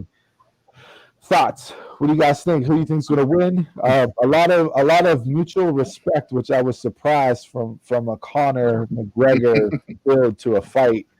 We haven't seen this character from him before. Yeah. So we have not. Excited for the card? Are you guys going to purchase the card? Who do you expect to win? I'm not going to purchase it. But I did see Dana White said that they really are going to be cracking down on streaming sites tonight. So, we'll to see. You know, maybe I'll watch it tomorrow. But I'm not going to purchase it, but I'll catch it when it replays again on ESPN Plus. And I'm normally, like I think I said this a couple weeks ago, I'm not a Conor McGregor fan at all. But for some reason, I'm always pulled in to watch his matches. I have no idea why. It's kind of like what Steve talks about in wrestling with Eddie Kingston, how he draws him in for that. And that's how Conor does. I think he draws you into wanting to watch his fight. Yeah, I mean, I'm excited for it. I think I am going to watch it. I talked with my cousins about going in and splitting it and getting it and watching it. So I think I'm going to tune in for that. They had some crazy shit happen yesterday. I don't know if you guys caught this or not. Mm-hmm. But one of the fighters from the UFC, Oatmeal Azater, I believe is how you pronounce his last name. He has been cut and fired from the UFC. So get this, right? Apparently him and his team cut off their tracking bracelets, got out of the bubble for Fight Island, gave them to somebody else, who then came back into the bubble with a bag of something, right? Scaled across 4 balconies of the hotel that they were staying at to go into Ottman's room to drop off this bag of mystery. And then on the way out was tried to be stopped by security and would not stop and ended up being apprehended. Dana White fired him on the spot. Crazy. Like, you can't make that shit up. No. You can't make that shit up. So he's fired. His opponent is now fighting another guy that was on the card whose opponent did not make weight. So those two are going to fight each other now. Is it a catchweight fight or is it still their weight class? I believe it's still their weight class. Okay. So they at least them two will have a fight. Now that fight will be really interesting to watch because there's no training, no studying, no game plan. This is going to go in and we're It's gonna, right there. Yeah, we're just going to bang and see who wins. Like I'm all for that, but how crazy is that? You sneak out of the bubble. You give your tracking bracelet to somebody who's like fucking Spider-Man and climbs across the balcony. I don't know how high up off the ground was this dude. And what the hell was in the bag that caused you to scale balconies to sneak into a room to drop it off? What would be in the bag that could make you climb a wall? I think it was a PS5. Okay. I have no idea. You know, they're in Abu Dhabi, so who knows what the weed's like in Abu Dhabi. But if it's that serious of some shit in the bag that you're scaling 4 buildings, like normally that's like some like meth type crazy crackhead stuff that you see. You know what I mean? Like, you know, 4 balconies. No harness, no nothing. I'm just gonna be Spider-Man and scale across 4 balconies. Like, so what you're saying is walls don't work, huh? Hey. I know. Hey now. On that note, we'll move on. We'll move on. On that note, so let's just hop into the NFL, right? That's the big to do this week, the big haha. We have some announcements from the NFL here. Sarah Thomas, round of applause for Sarah Thomas. Yeah. She will become the first woman ever to officiate a Super Bowl. So another barrier broken. Again, this is just piggybacking on what we've seen in baseball and basketball throughout the 2020 year, as far as women and women's empowerment and the Me Too movement and getting women to be in positions where, quite frankly, they can be in and be just as competent as the men. So congratulations to her for coming out and being the first ever woman to officiate a Super Bowl. We had Phillip Rivers retire. 17 years. That leaves Ben Roethlisberger as the only quarterback left from the 2004 draft class. Rivers retired, and the big scuttlebutt this week was whether or not Phillip Rivers is a Hall of Famer. Before I pose that question to you, I'll just read off some stats here. Rivers in his career, 8-time Pro Bowler, number 5 in career passing TDs, number 5 in career passing yards, number 5 in career completions, number 12 in career passer rating, never missed a game, 252 straight starts, and he played with a torn ACL in the 2007 AFC title game. Yeah. So after reading that set of stats to you, is Phillip Rivers a Hall of Famer? Go around the horn here. Not to bite off of the famous ESPN show, but what do you guys think? No. Yeah. Donald says no. Jason says yes. Chris, what do you say? Yeah. Yeah. Off the stats, I think so. No, because stats now are so inflated. It's a different era. Hey, you got to account for that now. No, you don't. You got to account for that. To me, I don't know if he'll be a first ballot, but he'll probably get in. Yeah, no, he'll get in. Yeah. So I agree that he'll get in. He's definitely not a first ballot Hall of Famer, and honestly, I don't think he belongs in the Hall of Fame. I think what Deion Sanders said was right. We got to make it more difficult to get into the Hall of Fame. Yes. You're talking about the very best of the best that have ever played the game. Statistically wise, because he played for 17 seasons, his numbers are going to be up there. And now starting, moving forward with them moving to a 17-game season, numbers are going to be even inflated more for quarterbacks and that going forward. Is he a Hall of Famer? No. He has no Super Bowl rings. He was never really considered the best at his position in his era. I know, when you run into Brady and Manning and you have Breeze and Rodgers when you're playing, it's kind of hard to be considered the best at your position. I don't think he's a Hall of Famer. Hell, I don't think Eli Manning's a Hall of Famer, but he'll get in just because he has 2 Super Bowl rings. But he has a 500 overall record. So, like, to me, like, that's, you know, I don't think he's a Hall of Famer. I don't think Rivers is a Hall of Famer. Yeah, I'm just like with Dion. It has to be something prestigious. Like too many people are getting in that really didn't have the spotlight or anything.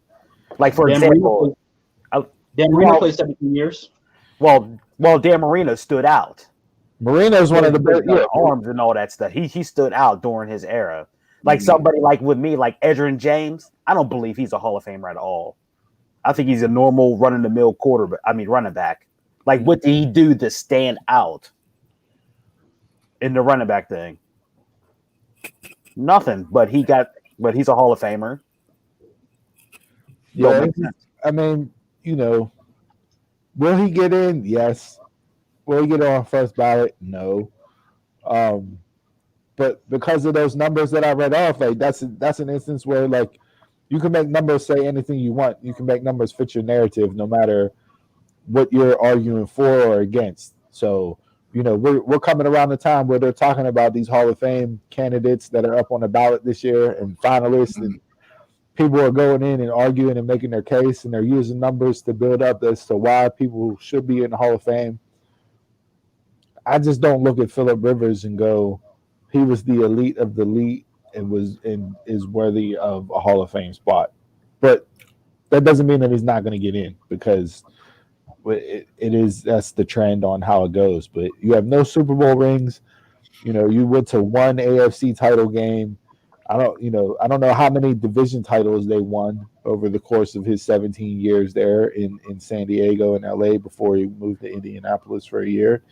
You know, good quarterback. You know, if you switch Eli and Phillip, okay, if Eli doesn't force that trade to the Giants on draft day, and Eli plays with the Chargers and Phillip goes to the Giants, and Phillip has his career that he had in San Diego plus 2 rings, does that make him a Hall of Famer?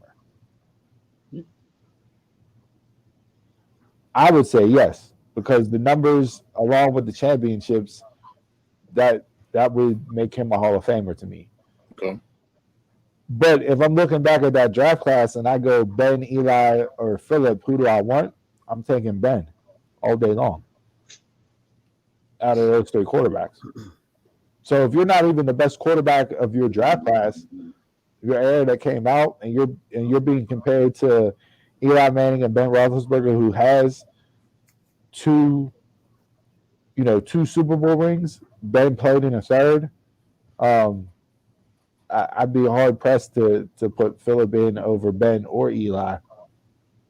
I can't see him getting in before Ben or Eli, honestly. I think them 2 would have to go in first before you put Phillip in. Yep. Does the NFL still do 5 years wait before they can even? Yes. Yeah. So this year they announced the finalists, and I forgot who's all on the list. I believe Peyton Manning's on the list. Mm-hmm. He's the definitive number 1. I believe Charles Woodson, who's also a definitive first ballot to me. I think both of them are in for sure. I know from the Steelers standpoint, Faneca is made the finalist list again. Don't know if he'll get in. I think he should get in. He's one of the greatest offensive guards to ever play in the NFL. You know, it's just a kind of wait and see game for him, you know, as far as offensive linemen getting in. But Manning and Woodson for me are locks this year. So you want me to read them off? What's that? You want me to read them off? Yeah, go ahead. Read them off. Who we got? Jared Allen, Rondé Barber, Tony Baselli, Leroy Butler, Alan Faneca, Torrey Holt, Calvin Johnson, John Lynch, Peyton Matthews, Peyton Manning, Clay Matthews, Sam Mills, Richard Seymour, Zach Thomas, Reggie Wayne, and Charles Woodson. There's a lot of interesting names on that list. I can see Peyton, Woodson, Reggie Wayne, Richard Seymour. Is Clay Matthews Hall of No, Fame worthy? no. To me, I think Tony Baselli has to go in at some point. He's one of the greatest left tackles of all time. You got And he was Anthony, the base of the team. yeah, you got Anthony Munoz, in the Hall of Fame. Tony Baselli deserves to be in the Hall of Fame. Now, is he getting passed over based off of classes and people that retired and who's coming up? I think the real interesting name on that list is Calvin Johnson, because he only played a short period of time. But we saw with Terrell Davis, you don't have to have longevity to be a Hall of Famer. You can play a short period of time and be a Hall of Famer. I mean, Calvin Johnson, like,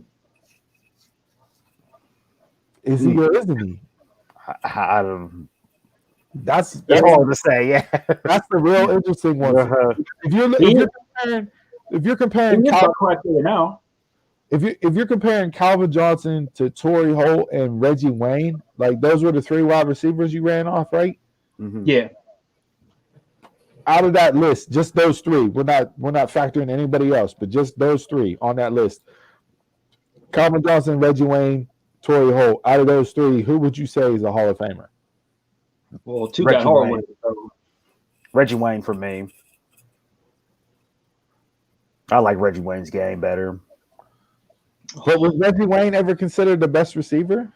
I was thinking Holt maybe.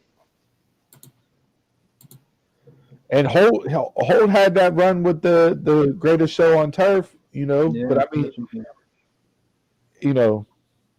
I think career-wise, his numbers fare a little bit better. I don't know. It'll be interesting to see if any of those 3 wide receivers get in, and when they do, who gets in first. But Calvin Johnson, to me, is the real interesting one there. Mm-hmm.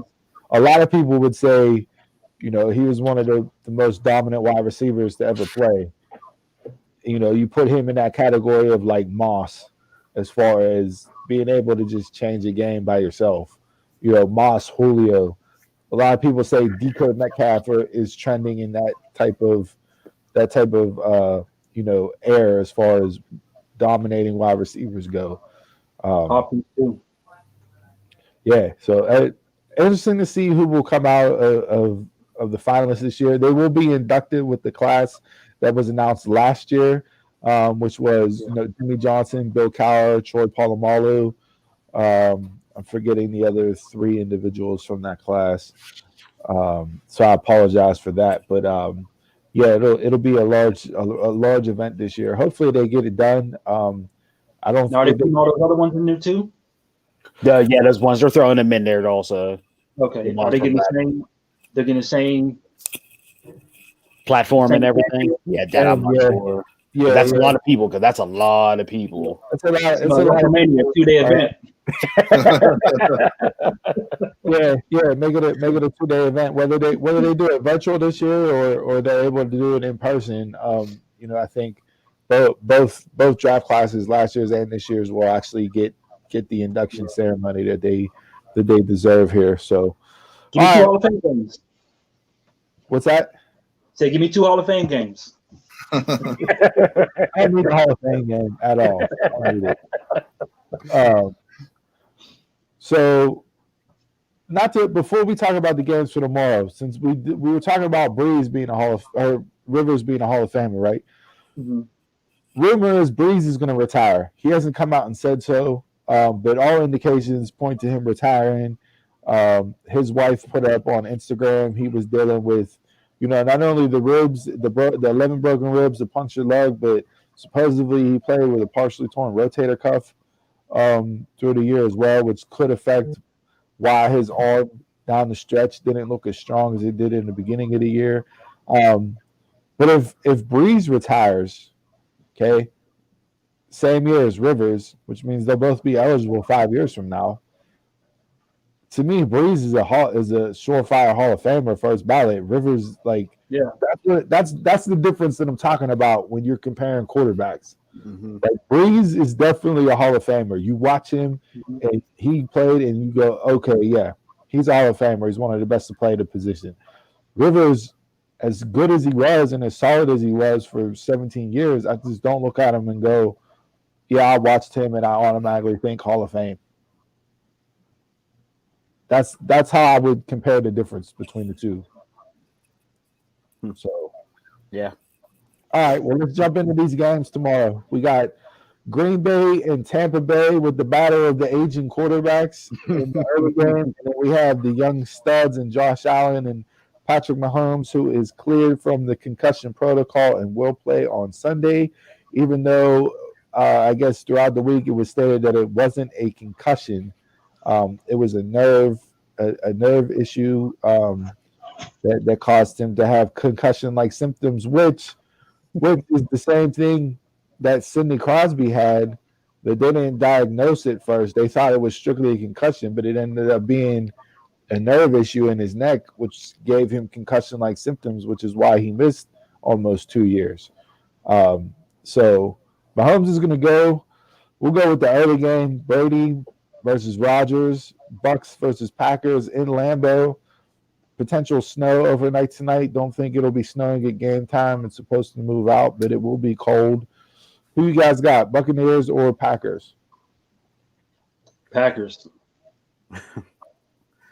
I'm going to roll with the Bucks because I don't like Green Bay Packers at all. I'm going with the Bucks too. You picked them to be in the Super Bowl 2 weeks ago. Guess what? Stuff changed. I'm like Shannon Sharp and Stephen A. Week to week, it changes.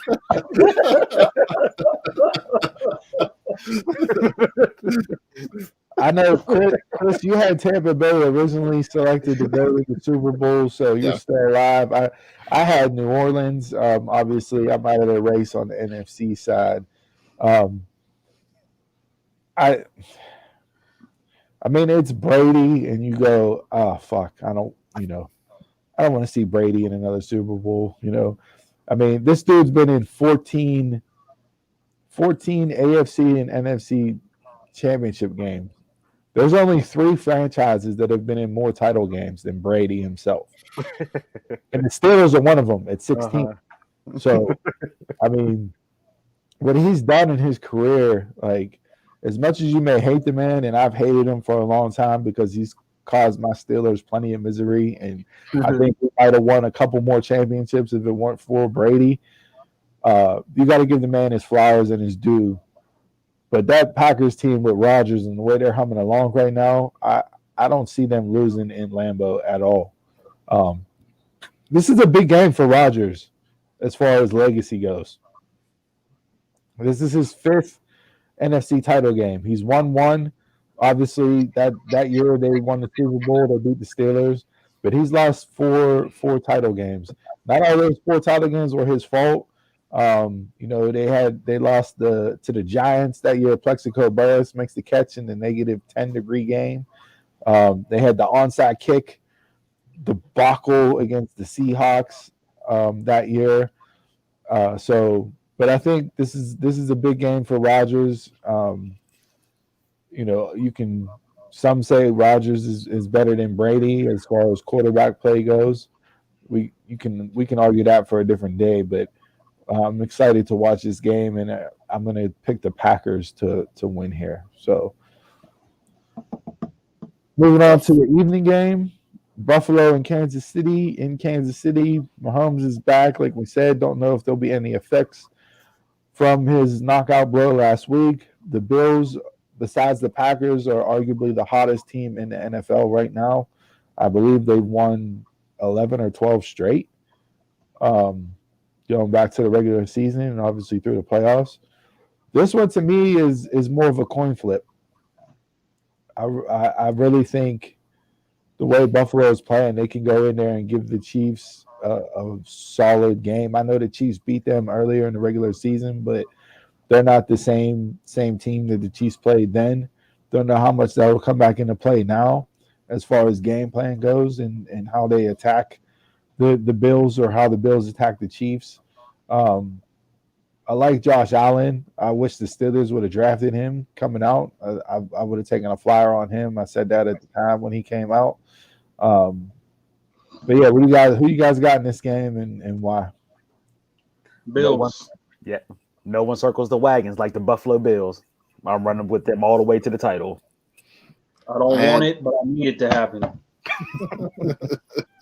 I had Kansas City a few weeks ago when we did our predictions. I'll stick with Kansas City too. Yeah. So the guy that watches football at least on this show and doesn't know football as much as the others is the motherfucker that's going to pick the Super Bowl. So He picked my mascots. I do not do that. he picked out the color rush uniforms. That's how he picked the Super Bowl. So yeah, so good games. Hopefully they're good games tomorrow. Best of luck to both teams. Hopefully we'll get an exciting 2 games, an exciting Super Bowl here moving forward. All right, into some Steelers talk now. We'll get all the bullshit out of the way. We'll get down to what's really important. And we're a Pittsburgh podcast, so you guys that don't care about the Steelers can suck it right now. What do you guys think about them signing the podcast? What do you guys think about them signing Dwayne Haskins? Way to kiss the viewers' asses, Steve. This is my time right now. Okay, this is my time to get on a soapbox and talk about Steelers football. They can tune out for this next 5 minutes and then jump back in for the closing segment. All right, Batista, I'll make sure I give your background next week the spotlight. Somebody got to be a heel on this damn show. What do you guys think about the Steelers signing Haskins? And does that mean Roethlisberger's done? I think he's done, but I think it's a better option than Mason Rudolph. Give me Duck Hodges. I think that was a terrible signing. I just don't believe in the dude. I don't. I mean, if you sour a team in a year and a half, something's wrong. Yeah, I mean, we don't know, we don't know everything. When he was drafted by the Washington football team, that was a Daniel Snyder pick. He was in love with Haskins. The coach then at the time didn't want to draft Haskins, which led to the coach ended up being fired. And then Ron Rivera comes in this year, and he's not high on Haskins, doesn't want Haskins to be his quarterback. So don't get me wrong, Haskins was immature and did a lot of shit off the field that it impacted his on-the-field play. Was it the right fit and right scenario for him to go into? I don't think so. If he can live up to half of the potential of being a first-round draft pick, I think the Steelers got themselves a cheap backup and can keep him on the roster to be a legitimate backup quarterback moving forward. I think they need to move on from Ben, have him retire, call it a career, save the $19 million on the cap. He'll still get his $22 million for his final year of his deal. That'll be a nice send-off. Thank you for your service. There's $22 million. You let Mason Rudolph play for a year, and if he's your guy, then you extend him. If not, you look to the draft next year and draft the future. They're hit hard by the salary cap this upcoming year. I think it's rumored to be the cap's going to be around 180 million. 175 million, 180 million. So it's going to stay stagnant. It's not going to increase at all. So that's going to put a lot of people that wouldn't necessarily or normally be cut from various teams be on the chopping block just because the teams aren't going to have cap to keep everybody. They did free up some cap room with not re-signing and renewing people's contracts, and then Vance McDonald retired this week, so that saves them money as well. So I believe they're upwards of almost 15 million at this point without making any additional cuts. But yeah, I think this next year is going to be a rough year. But after that, the cap really opens up and allows them to make some moves and keep some people around. So I don't necessarily hate the Haskins signings. I think Tomlin will be a good influence on him. He has ties to the Maryland area.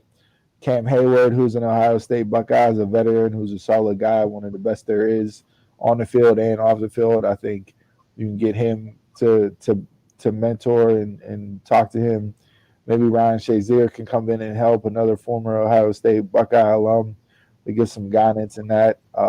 I'd keep him away from Juju if Juju comes back, which I don't see. But if Juju's back, don't let them two link up together. They'll be TikToking in the strip club for days.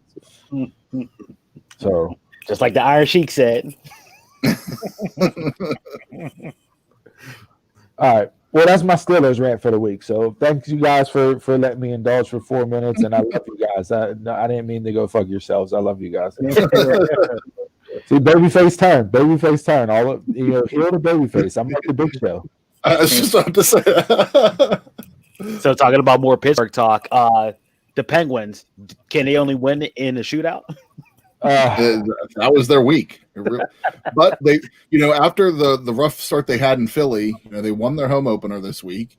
They're now 3-2, fourth in the East Division right now. Mm-hmm. I mean, it's still early. We're talking, really the first full week of the season officially. But I mean, the one thing I was really glad to see Malkin do this week is actually score in a power play, because that's really the Penguins' weakness is the power play. They very rarely score in that. So yeah.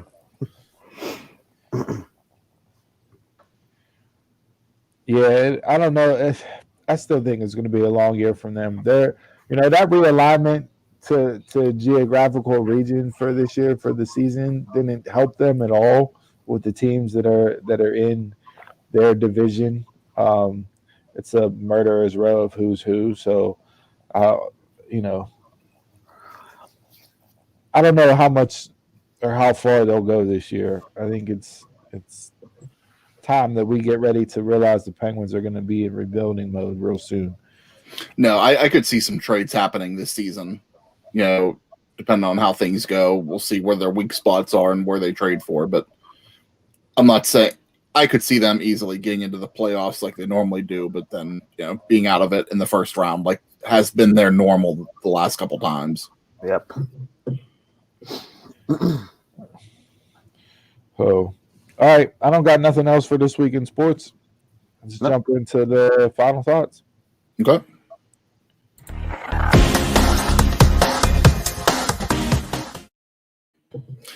All right, folks. Thanks for tuning in to episode 21 of the Dumb Marks Podcast. Remember that we are live every Saturday at 11 a.m. on YouTube, Facebook, and Twitter. So please subscribe, like, and follow our social media pages so that you get alerts each week when we go live.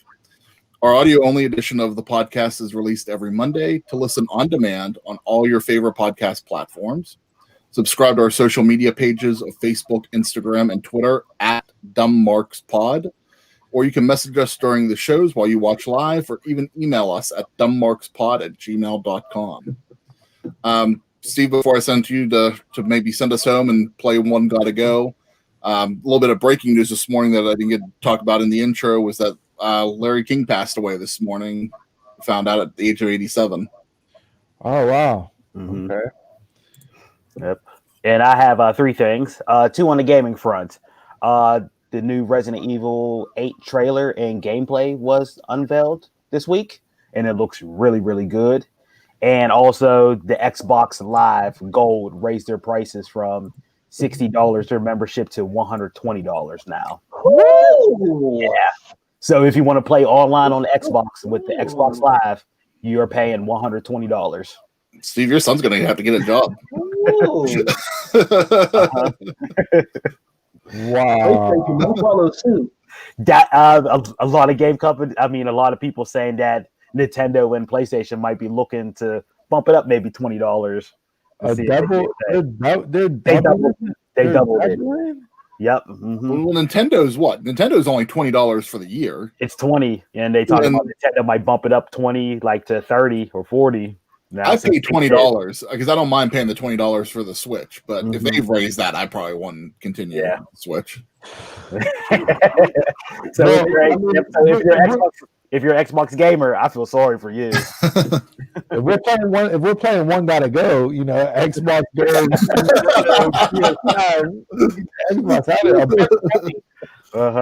Yeah, 120. And then also too, I know all 4 of us like to collect watches. Invicta came out with their new Gladiator model collection this week too. And unbelievable. Man, the thing looks pretty. It looks pretty. I didn't see that. I'm gonna have to look that up. The diamond encrusted Gladiator, the all black with it. Oh, it's so I don't even want to say sexy, but like you can say it. You put that watch on with a nice 3-piece suit and walk around the living room, your girl or wife is gonna look at you differently. So that might be in my plans for Valentine's Day. I get a little 3-piece, throw on my diamond encrusted watch and flash it at the wife like, hey, can't see me. Like the one that drops one thing, all right? like the one in Victor. You gotta wear that and just give her like one of those woo. Yeah. Like the one Evicta Seller said, whenever you wear an Evicta, you are now somebody. Yeah. Yeah, no, that it was very hard the other night to jump on and get the 6 or 12 month value pay deal where you just spread it out over the course of the year because the Gladiator looks nice. It does. Yep. All right. I don't got nothing else for final thoughts. We can get it into one gotta go before we wrap up the show. Jason, you got anything? Got nothing. Okay. Thanks for the contributions, Jay. What I do.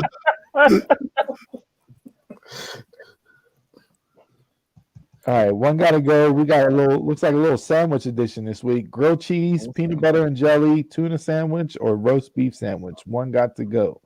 We'll start at the bottom. Start at the bottom and work our way up. Donald, what you got? One gotta go. I might be hated for this, but grilled cheese gotta go. What? I'm not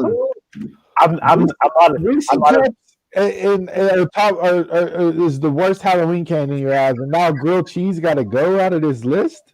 He goes in picking the worst possible decision. That's his MO. He's like, you know what? Let me be that guy. I was never a fan of grilled cheese when I was a kid, and I'm still not a big fan of it. I mean, I like roast beef, I love tuna, and PB&J is the original, so grilled cheese. You was even Kraft Singles grilled cheese. You got to get the good stuff. No. You got by that Land O'Lakes, freshly sliced. You gotta get some fresh Italian bread or some thick Texas toast. I like bread. I like bread and I like cheese, but not as grilled cheese. You in daycare grilled cheese. You got to get the good shit. He had the toasted grilled cheese where they just toasted the bread and left the cheese cold. That's what he had. I even went to the one restaurant that we have around here that specializes in grilled cheese. Yeah, that specializes in grilled cheese, and I ended up getting a burger. All right, shut this dude's mic off. Shut him off. All right, so what you need to do, because I'll at least give you, the fat dude's going to talk on it, I'll at least give you the yard's not that good, but go to Melt up in Cleveland. Melt is on point. Go ahead, Jason. I'm gonna go with the roast beef sandwich. Man, you don't know what you're missing there.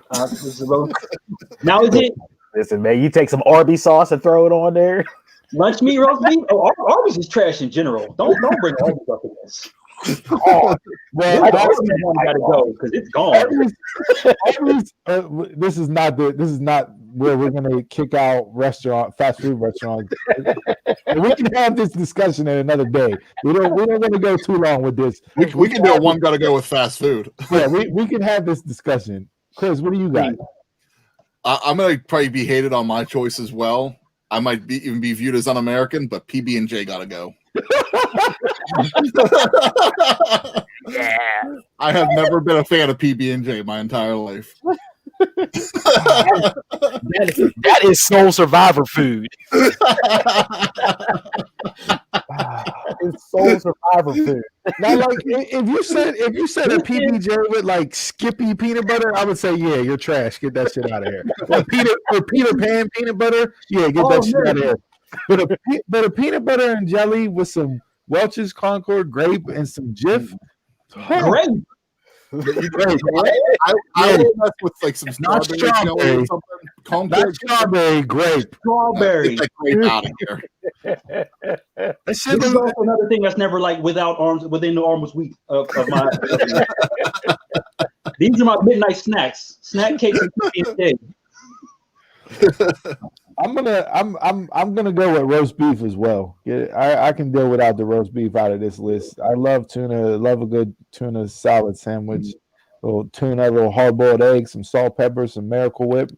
Woo. But I eat that shit with a box of Ritz crackers and just go to town without even making it a sandwich. Yep.